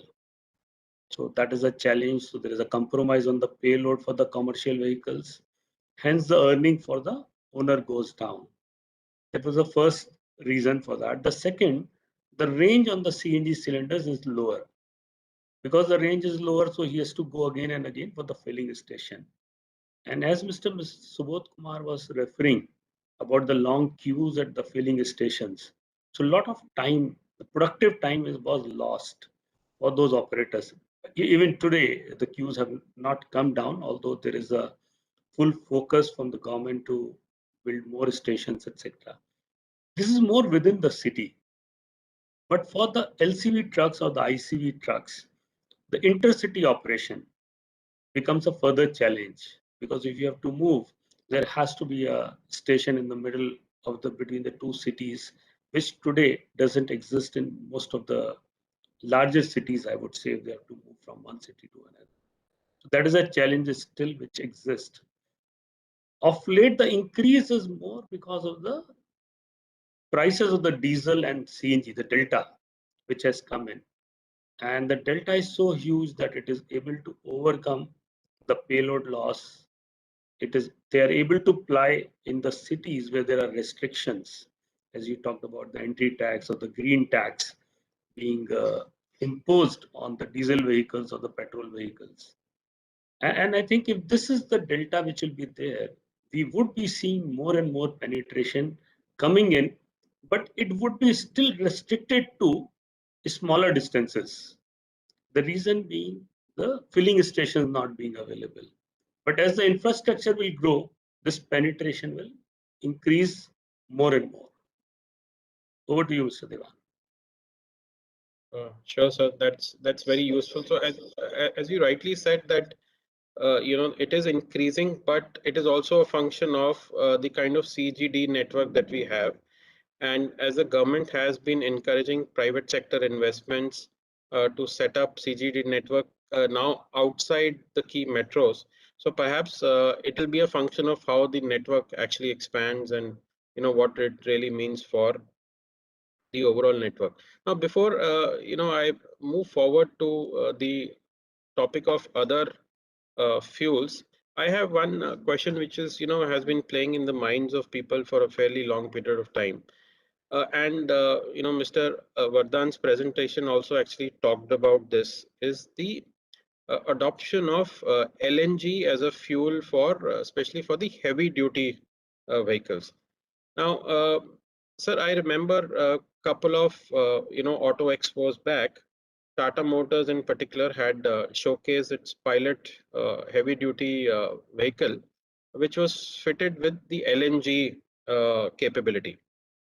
Now, at that point in time, it was thought out that the LNG network will be set up on a pilot basis in some parts of the country, and we'll see how we can shift towards LNG. It's been, I think, more than about 8 years now, not 8 years, maybe about 5 to 6 years since that happened. So I would like to understand from you, Mr. Agarwal, that how has been the progress on looking at LNG as an alternate fuel for the heavy duty applications. Do you think there is a commercial value proposition available there? Thanks, Mr. Devan, once again for this question. Yes, LNG overcomes the challenge what CNG is throwing up is about the range.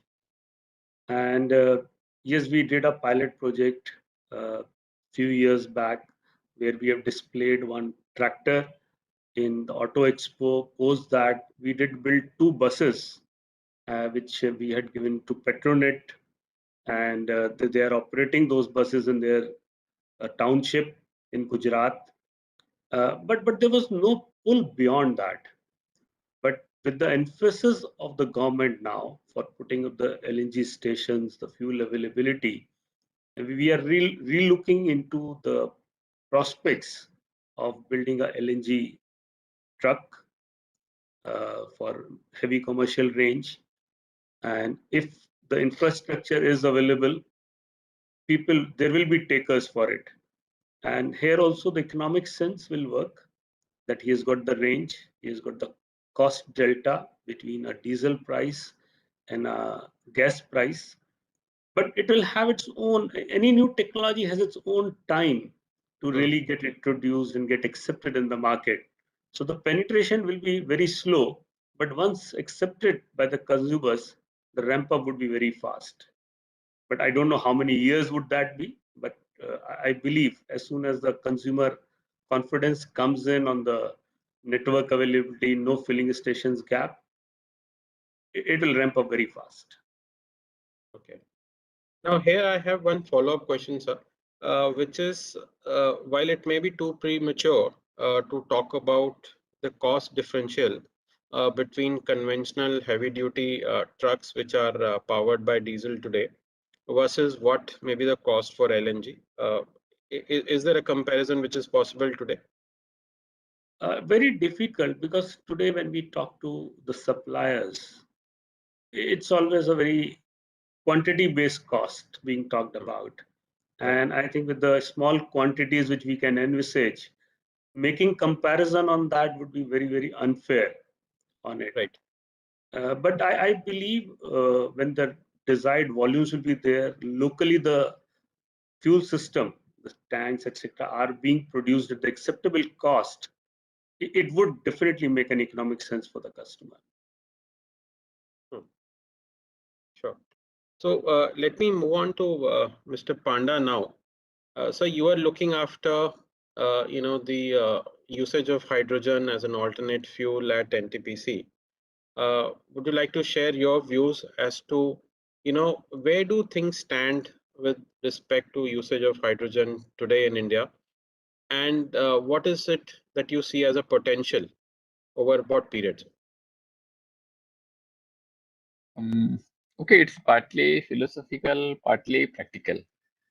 Now, supposing I'll answer it this way. I have 100 rupees and I have the option to buy petrol, or I have the option to buy a few units of electricity to drive an electric car, or I have the option to buy hydrogen. Now, which one would take me further? Of course, electric cars are the best.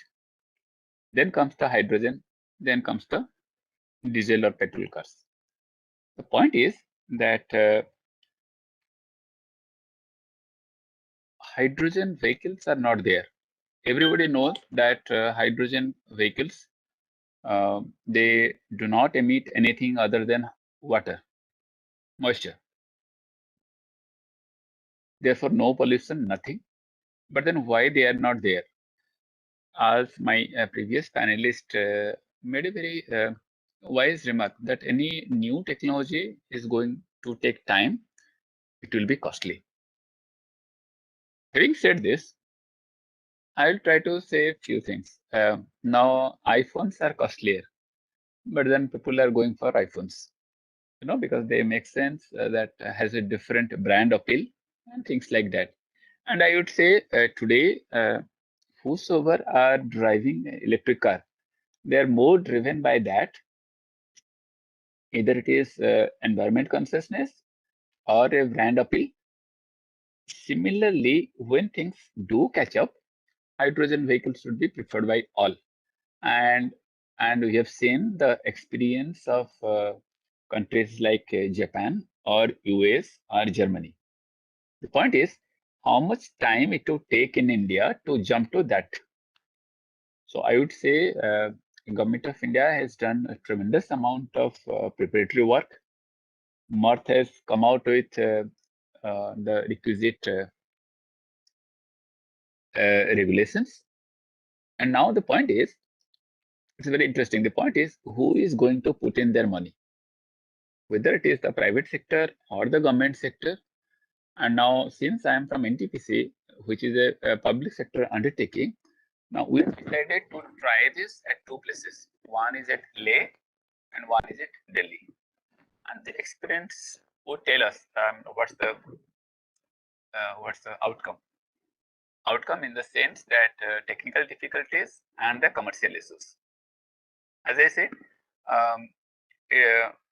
though it is cheaper to run a hydrogen bus, the capex is almost 6 to 8 times more. And then there comes the issue of funding. Who is going to fund the gap? Obviously, not the normal passengers, because somebody who is running hydrogen buses, they cannot charge simply 8 times of that. It has to be borne by someone.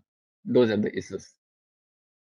So if I want to summarize what I said, technically possible, commercially expensive, and then there is a concept of branding. So branding in the sense environmentally, and the second is the appeal. Yes, I drive an electric car or I drive a hydrogen car. That's it. You touched upon a very important and critical piece of the puzzle that we face, is that who will bell the cat when it comes to making such large investments. And these investments are required across the overall ecosystem, whether we talk about the OEMs, whether we talk about the utility companies, or we talk about companies which are going to set up the entire network, right? So could you share in your experience so far that although it may be at a very pilot stage, but what is really the thought process that companies like NTPC have towards committing such investments? Thank you.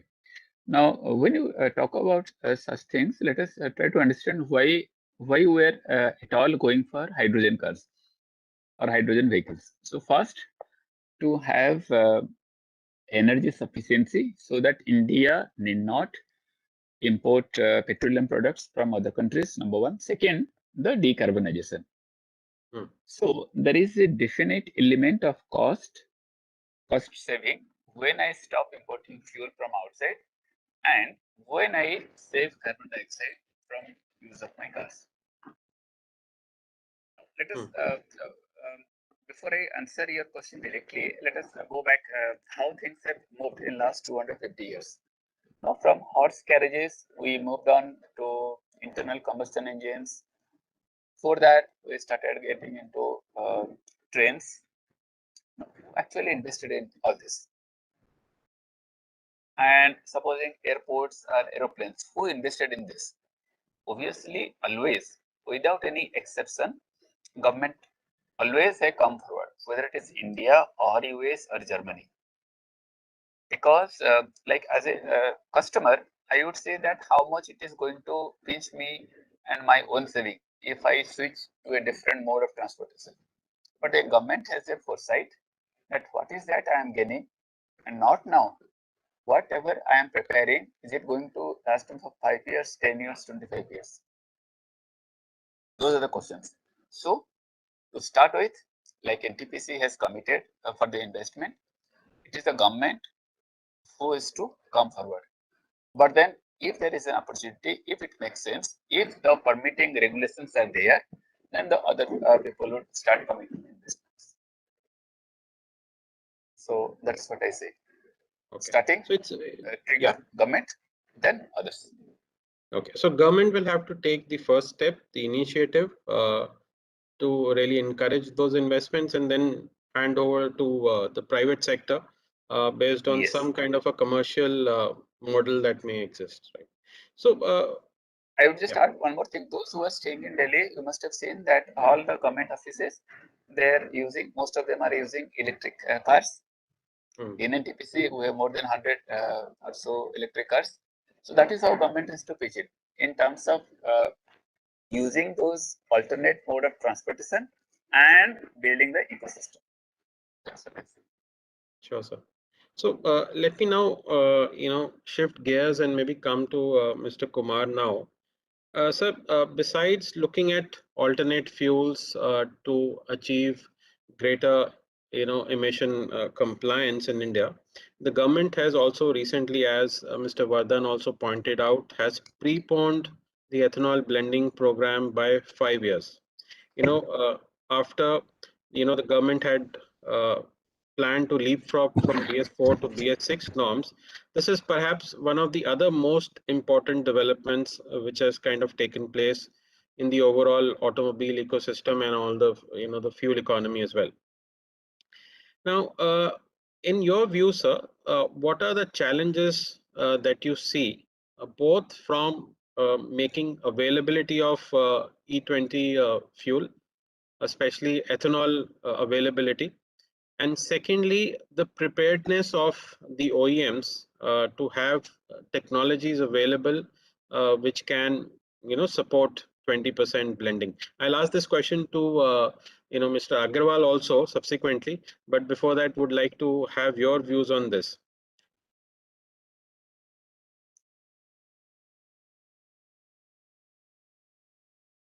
Yeah. So actually, this year we will be touching 8.5% of blending. Actually, ethanol procurement is done on the basis the unlike financial year from April to March, the ethanol sugar year is from 1st December to 30th of November. This is the cycle we make. So presently we are on an ethanol year of 1st December 20 to 30th November 21. And this is the first time we will be touching, crossing 300 crore liter procurement of ethanol, and the target is expected target to is that we'll be touching somewhere around 8.5% of blending. It doesn't mean that 8.5% blending is done. It means that there are certain places where the 0% blending is there, and balance of the rest of the it is 10% blending. So Delhi, UP, Karnataka,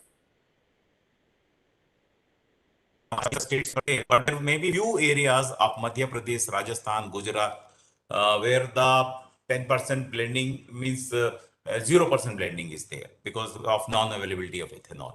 So that is there. For reaching 20%, the ethanol requirement will be somewhere around 1,000 crore liter. So 320 crore liter, 2,000 crore liter, because that target is for 2025. 20% target is 2025. So by 2025, we should have the 1,000 crore liter. Now, availability is so far, whatever the sugar mills are there, distilleries are there. So a lot of policy changes have been made. Now grain-based ethanol is also allowed for blending. Then sugar mills are encouraged to not to produce sugar, but produce ethanol because sugar production in India is in surplus. We consume around 25 million ton of sugar and we produce around 32 million tons of sugar.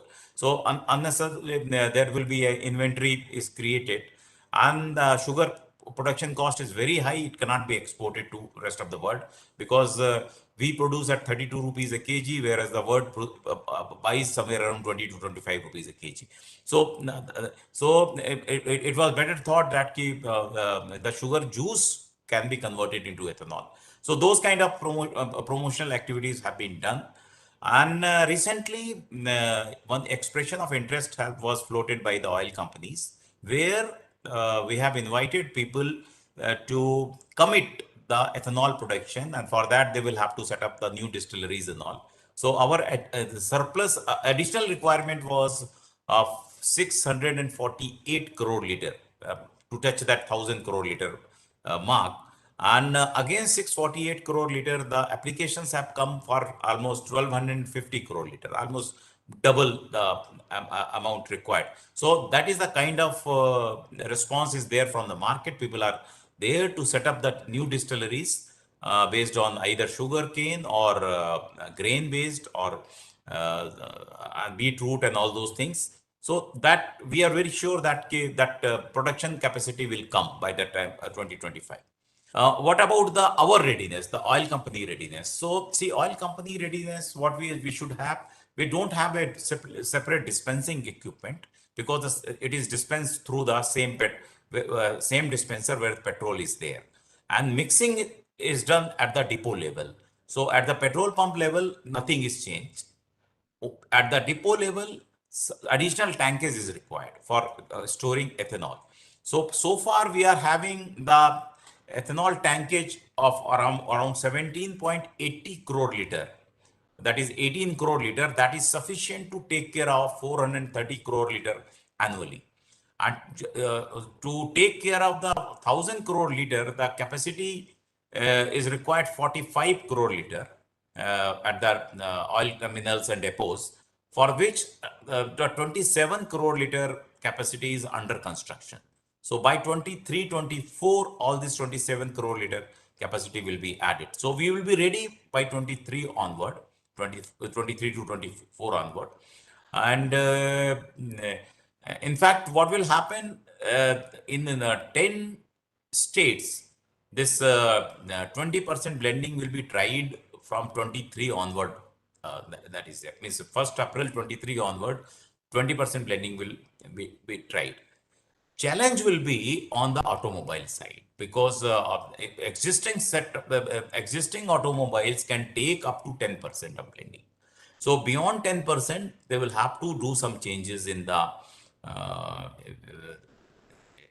this material of construction, or I don't know what exactly things are there. Mr. Agarwal will be better placed to talk about that. So that will be a challenge. So that will be with the cooperation of the automobile industry, that will be sorted out. So I will stop here, and then further Mr. Agarwal may elaborate. Yeah, I have a couple of follow-up questions, sir, if I may, on this particular topic. So you talked about the fact that, expression of interest has been placed by various OEMs or OEMCs, and you've received applications for 1,250 crores of capacity addition to be done. Now, I understand that these projects are based on some kind of take or pay kind of agreement where the price is already fixed. It will be benchmarked to certain raw material cost, and the equity contribution the private sector has to bring in is also fairly liberal. And banks are supposed to be funding these projects with a higher debt to equity ratio. There is a proposal to even offer some kind of an interest subvention as well on such projects. But what we understand from the industry when we talk to them, yeah. Yeah, you tell me. You complete your thing. Yeah, so when we talk to industry people who are looking at setting up these capacities, what they say is that on the ground, it's taking fair amount of time in getting into these either bipartite or tripartite kind of agreements. So what are the challenges that we are facing on this front, if you would like to add for our viewers? See, when this policy came for this policy of giving incentive on the interest subvention incentive and all those things, and they were supposed to put in only 10% of their capital, and 90% of things were coming from the banks. So there was one condition was there that they should have some kind of letter of comfort from the oil companies, oil marketing companies. So for which only this expression of interest had been released. So based on their our requirement, they will be signing the some agreement for supply, and based on that letter, all this funding can be lined up. Okay. I think now, Mr. Kapoor has joined. He's joined. Till he comes, we can see him. We can continue the discussion. Sure. So let me ask Mr. Agarwal on this. As Mr. Kumar mentioned that the challenge is going to be for the OEMs to really be able to, upgrade the technology from 10% blending norm today to reach 20% blending norm. And as we know, this is something which is imminent, and it's a matter of couple of years from now that we need to be ready about this. So how is the industry or the OEMs actually looking at this scenario? So, Mr. Diwan, thank you. And Mr. Kumar, you had rightly put it up that there is a challenge at the OEM side. But as we all are committed towards the mission of reducing the cost, and if we do not do anything on the powertrain and use a higher blending, actually we will be consuming more fuel because there will be a drop in fuel economy. But today, all our emission or the calibration of the engine is tuned towards E0. And if we have to move to a higher 20% of blending, we will have to retune the entire calibration. Also, change some parts on the hardware.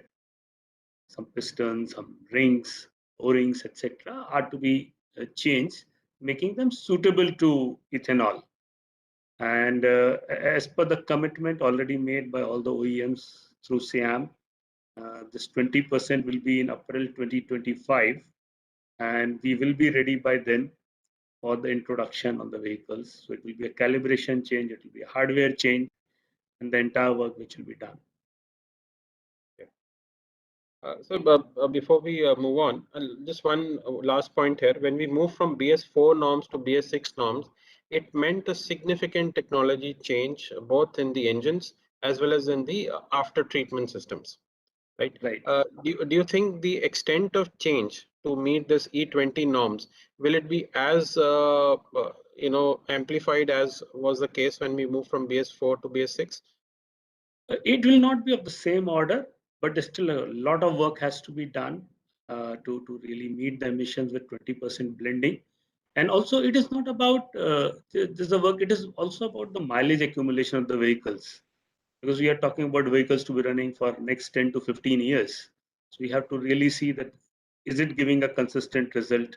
We have to prove on many more vehicles, not only one off, to be done. So that is where the entire quantum of work is there. First is on the test bed, the second is on the physical testing of the vehicles and the entire range. So it adds up to a lot of work which is there, but definitely not as big as BS4 to BS6. That was a quantum jump which was there. Sure. Thank you, Thank sir. you. So, over Thank to you, you. Neha. Yeah, thank you very much. We have the pleasure of having Mr. Tarun Kapoor, Secretary, Ministry of Petroleum and Natural Gas, who has taken time. Sir, I know you have a very, very busy schedule, so I would not want to hold you longer. So without any further ado, let me please invite you to give a special address and articulating the Government of India's vision and initiatives taken towards alternative fuels for transportation. Sir, over to you. Thank you, and thank you for inviting me. And sorry, because probably I was supposed to join in early, but couldn't make it.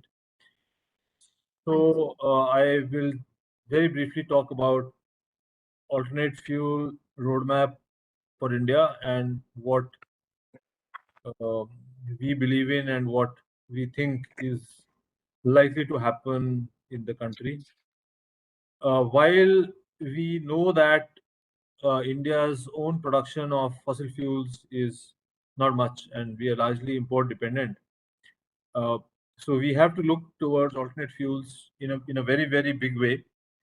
In fact, today, when it becomes even more important because the world is into a crisis, energy crisis, and several countries are facing shutdowns and whatnot, we are hearing.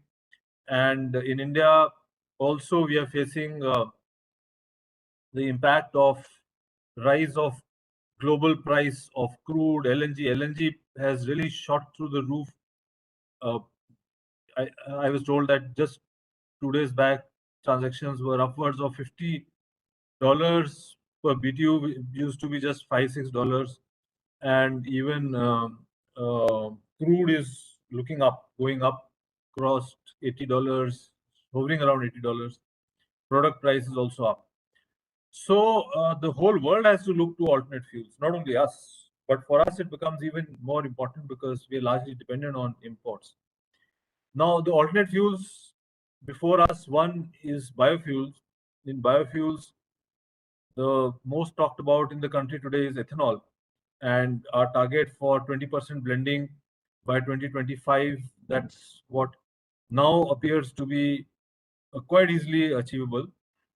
In earlier, we couldn't cross 5%, which means that half of the petrol which we were selling was E10 and other half was E0.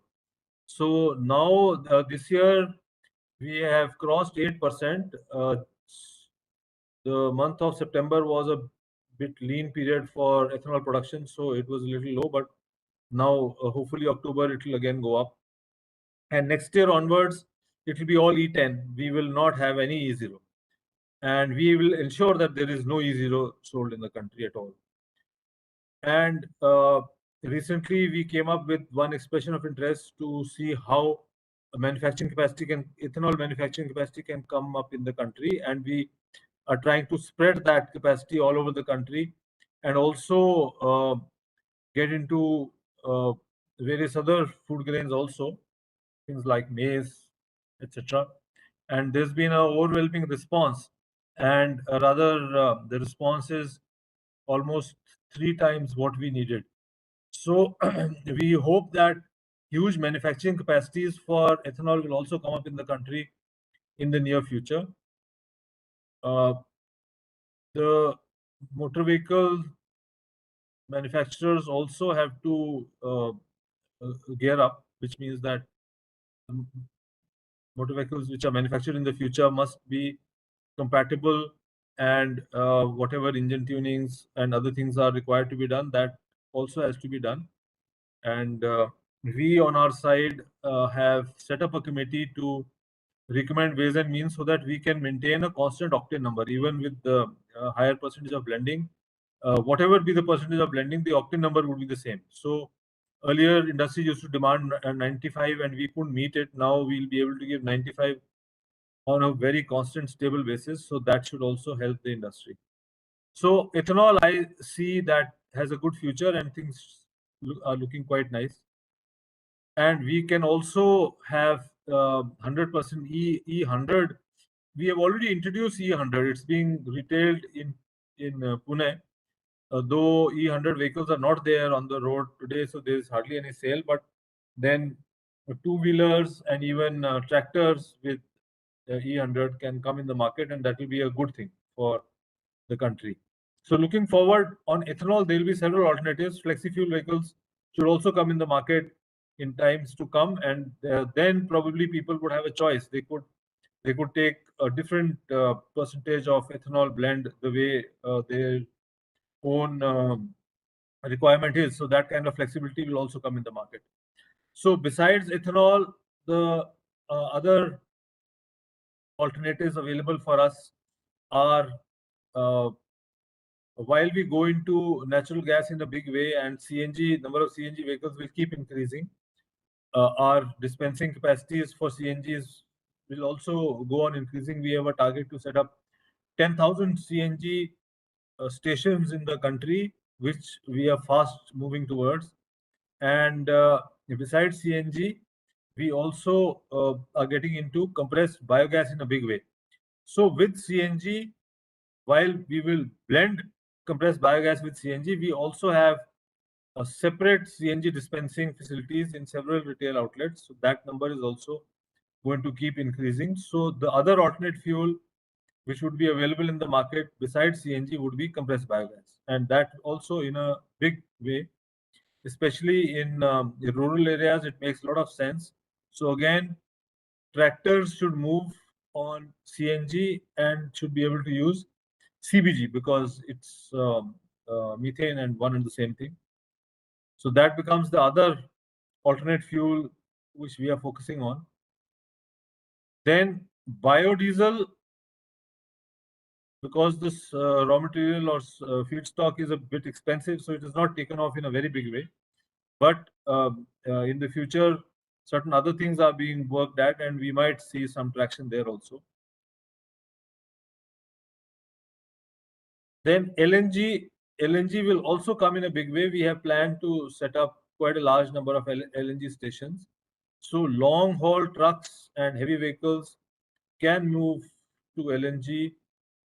Heavy equipment, heavy machinery in mining or other areas can also move on LNG. It will be cheaper and it will be easier to handle. So that's the other focus area for us. Then besides this, EV charging on all our retail outlets. That's the other target. So we are going to move very fast on that so that this facility is also made available. And then comes hydrogen, which everyone sees is the fuel of the future, and huge volumes could be expected in the future. Price will come down very drastically. Green hydrogen, that's again an area we are working on very aggressively. We are coming up with tenders to offer huge volumes so that green hydrogen manufacturing can happen in a large scale in the private sector. Electrolyzer manufacturing facilities are also coming up. I believe one plant is already commissioned in Bangalore and more may come up. So certain issues associated with green hydrogen, things like making green power available at a cheap price, transmission is a bottleneck. So all those issues have to be settled. But moving forward, as India comes in a big way in hydrogen production, I'm quite sure that the price will come down drastically. Even now, people are offering at $4 per kg, which is much lower than what was being offered earlier. but it will come down quite drastically. Even US has said that they'll bring it down to $1, but they're talking of one decade of R&D, and it can come down to $1. But India will play a very major role as far as green hydrogen is concerned. So these are some of the alternate fuels I would like to mention here. And but then if we have to really move forward on this, then we have to collaborate with the motor vehicle manufacturers, with all the stakeholders, and then things can really look up. Thank you very much. Thank you. Thank you, sir, for a very insightful and detailed articulation of Government of India's plan and the intent to move towards alternative fuels. We will request you, if you have the time, to stay back, or else we will not hold you back. And if the discussion is still pending at some share's end, I will hand over the baton to him to complete the discussion before we close for today's day. So thank you very, very much for coming in spite of your busy schedule. Thank you, sir. So I'll now touch upon, the last topic for the discussion, which is on, as Mr. Kapoor also mentioned about, the EV charging infrastructure. So if I can maybe start with Mr. Kumar, what are your thoughts on this? As he also mentioned that the target is to set up EV charging at all retail outlets. What kind of a business model do you envisage is likely to pan out when it comes to out-of-home charging of vehicles?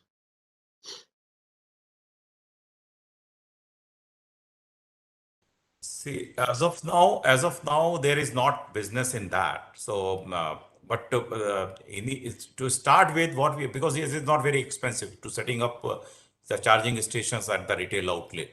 So, and India has roughly around 60,000 retail outlets. Out of that, 32,000 retail outlets are with Indian Oil. So we are going for almost 100% penetration of EV charging stations at these retail outlets. But parallelly, the sale of petrol and diesel can be stopped at certain retail outlet, and only charging may be done. So that is also there in mind. Then we are also thinking of setting up the large charging station at the highway. Retail outlet, petrol pumps have lot of space. There lot of eating joints and all time is there. So especially somebody is driving, or maybe on a long distance, and they take a break, lunch break, or some tea coffee break and all those things, and they are having 45 minutes to one hour kind of time there. So they can put the vehicle for the charging, and they can have the snacks and all those things. So those models also we are working. So we are very open on that. Not very clear how this business will unfold, but yes, we want to be there, and we are very open on that. Sure. I take your point, sir, that it may be too premature to really see that what kind of commercial viability comes out of this kind of a new business model, so to say, for OMCs. But as you said that setting up charging infrastructure is not going to be very capital intensive. If you could just share some numbers with us, that typically how much is going to be the cost of setting up such a network when it comes to AC or DC chargers, sir? Okay, so whatever the prices are going on now, the two-wheeler chargers, they are available for right from 25,000 rupees to 75,000 rupees kind of thing. So these are the numbers I'm talking about. One particular brand that is they are having they have launched their scooter also. Yeah, I'm forgetting his name. That's very maybe Ather. No, not Ether. These battery people, the very famous battery, one of the very famous battery people. So okay, Excite or no, not the other one. Amaraja. No. So okay. Anyway, means Sure. just Okaya. Okaya, okay. Okaya. So Okaya, they have launched their two-wheeler. They have launched their. They are setting up all these charging station and all. So these charging so all these charging station, you can say keep right from 25. Only thing is that they should have a robust backup supply. So for that, we may have to install one transformer in the vicinity. Transformer cost is also not very high, not very high. So when we develop a retail petrol pump, our expense is in anywhere between 3 to 5 crore. So against that, this expense of around 25 lakhs or 50 lakhs is not very high. That is what I'm trying to say. Okay. So it's going to be a fraction of what you actually spend on setting up a greenfield petrol pump, actually. Right. Understood. So if I can come to you, Mr. Panda, like, you also being part of the overall energy ecosystem in India, and I'm sure NTPC will also have a very significant role to play when it comes to setting up the charging infrastructure, which remains one of the key concerns when it comes to consumers who are looking at, opting for electric vehicles. So how is NTPC looking at this, and what is the way forward? So first of all, we are very optimistic, number one, and not because I'd say that this is another source of revenue, but primarily because it gives us an immense opportunity to do something for the environment. Now, about this electric charger, there are two things. Now, one is that those who are buying a car or a two-wheeler have their own set of chargers at home. Supposing, say, actually, I own one electric car, so I have a charger at my home. Now, why I should stop on the go to charge? And if whether it is NTPC or anybody else is setting up a charger there, how much time I am going to spend there to charge my car? Those are the key issues. However, NTPC is trying to set up as many chargers as possible. We are collaborating with all major fuel companies, IOCL, HPCL kind of thing, to use their retail space to set up our charger. One. Then EESL, which is one of our joint venture companies. You must have seen many chargers of EESL make all over Delhi. So that is one of our subsidiaries. So we are very optimistic on that. And we realize that unless all these things they do not come up, we cannot do anything about the environment. And therefore, it is vitally important that we should have more ecosystem for hydrogen, electric cars, and all such things. And any other thing, whether it is a biofuel or anything, is just a some alternate arrangement to meet the gap. Otherwise, these two have to be there and fully. So that is the take of NTPC. Sure. Mr. Agrawal, if I can come to you now, how do you see from an OEM's lens, what is the right model for having a public charging infrastructure in India for electric vehicles? Do you think OEMs would want to participate and be a strategic investor in such kind of business models?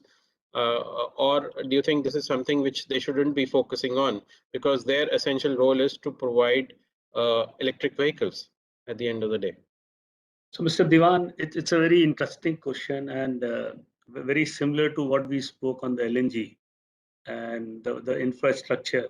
The same thing goes true for the EVs. If the vehicle is available but infrastructure is not available, the penetration will remain very, very restricted. And if I talk about the passenger cars, today people do not buy passenger car if they have to move from one city to another, because they say that in the middle of the road, if I need charging, where will I go? So I think that becomes very, very important. So if it is only a decision to be movement within the city, an electric car can be bought. But I would also say with the housing societies bringing the electric charging stations, and at every outlet, as the secretary was mentioning, and as Mr. Subodh was mentioning, those charging stations are available, the penetration will definitely be much higher. And fast charging, there is no alternative to that. We have to have fast charging, and we all are using our mobiles, and we see, while earlier 10 years back and today, the fast charging, in half an hour your mobile is fully charged, which was unheard of. The whole night we used to charge our mobiles to be able to use it for half of an hour and again put it for charging. So I think that fast charging is a must if we really want the penetration to be there, and I'm sure it will be there. And IOC would be also thinking of only establishing fast charging stations which are there. And I don't think the OEMs will run away from that. If need be, OEMs will also participate to really make it successful, because amount of money OEMs will invest in building the technology, building the vehicles would be also huge. And if it doesn't become successful, it's an entire loss to the OEMs and the industry at large. So it will never grow. So I believe that OEMs would like to participate as and when required. But yes, the OMCs, Indian Oil, and other organizations, what they are working upon, because they already have a big network available, and it will be easier for them to establish it.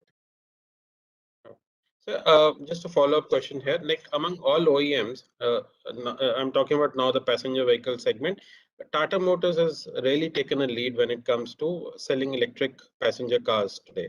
And in fact, last month, I think your press release says that you did over 1,000 units of EVs actually.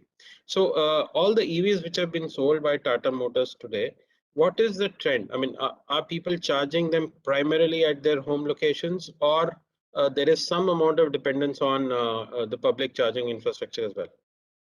So it is both ways. Some of our dealerships have also put the charging station.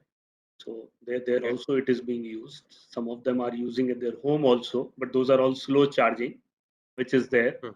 And public network at the moment is very, but I think Tata Power is working in a big way to build this. Pune, I am definitely aware about that they are working.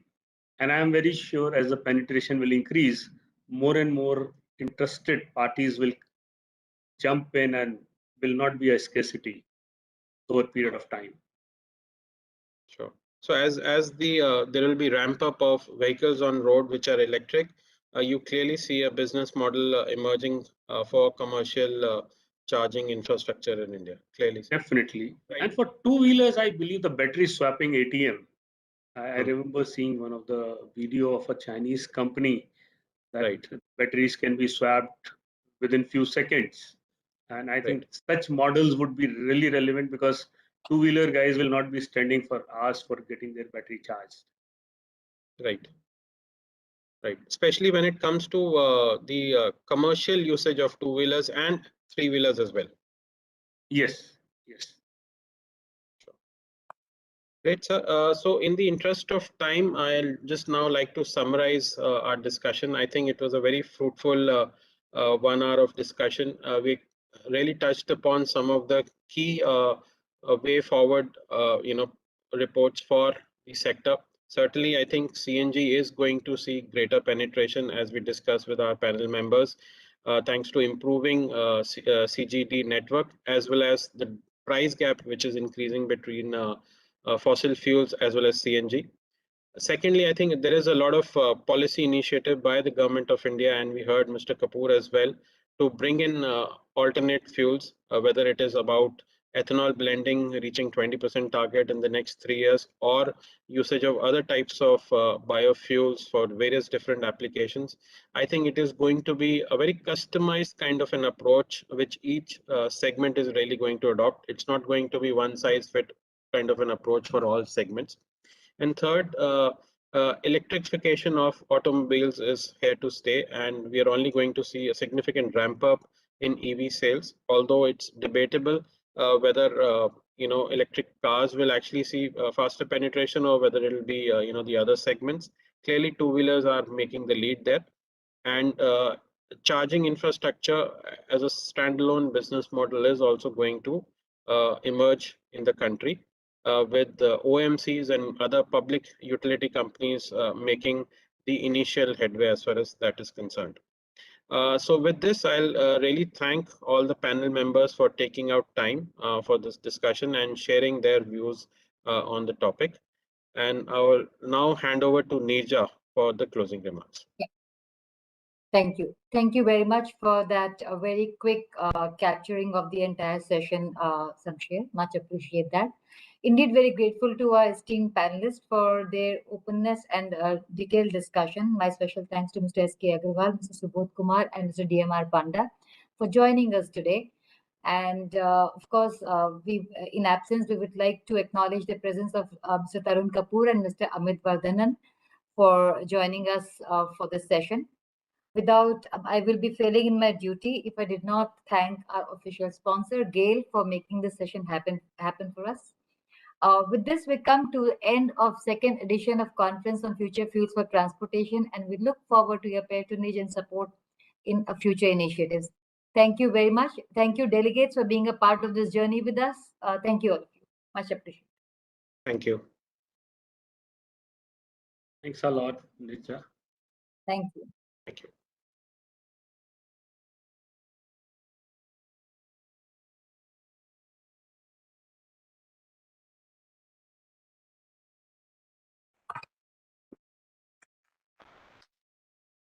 Done, Tushar?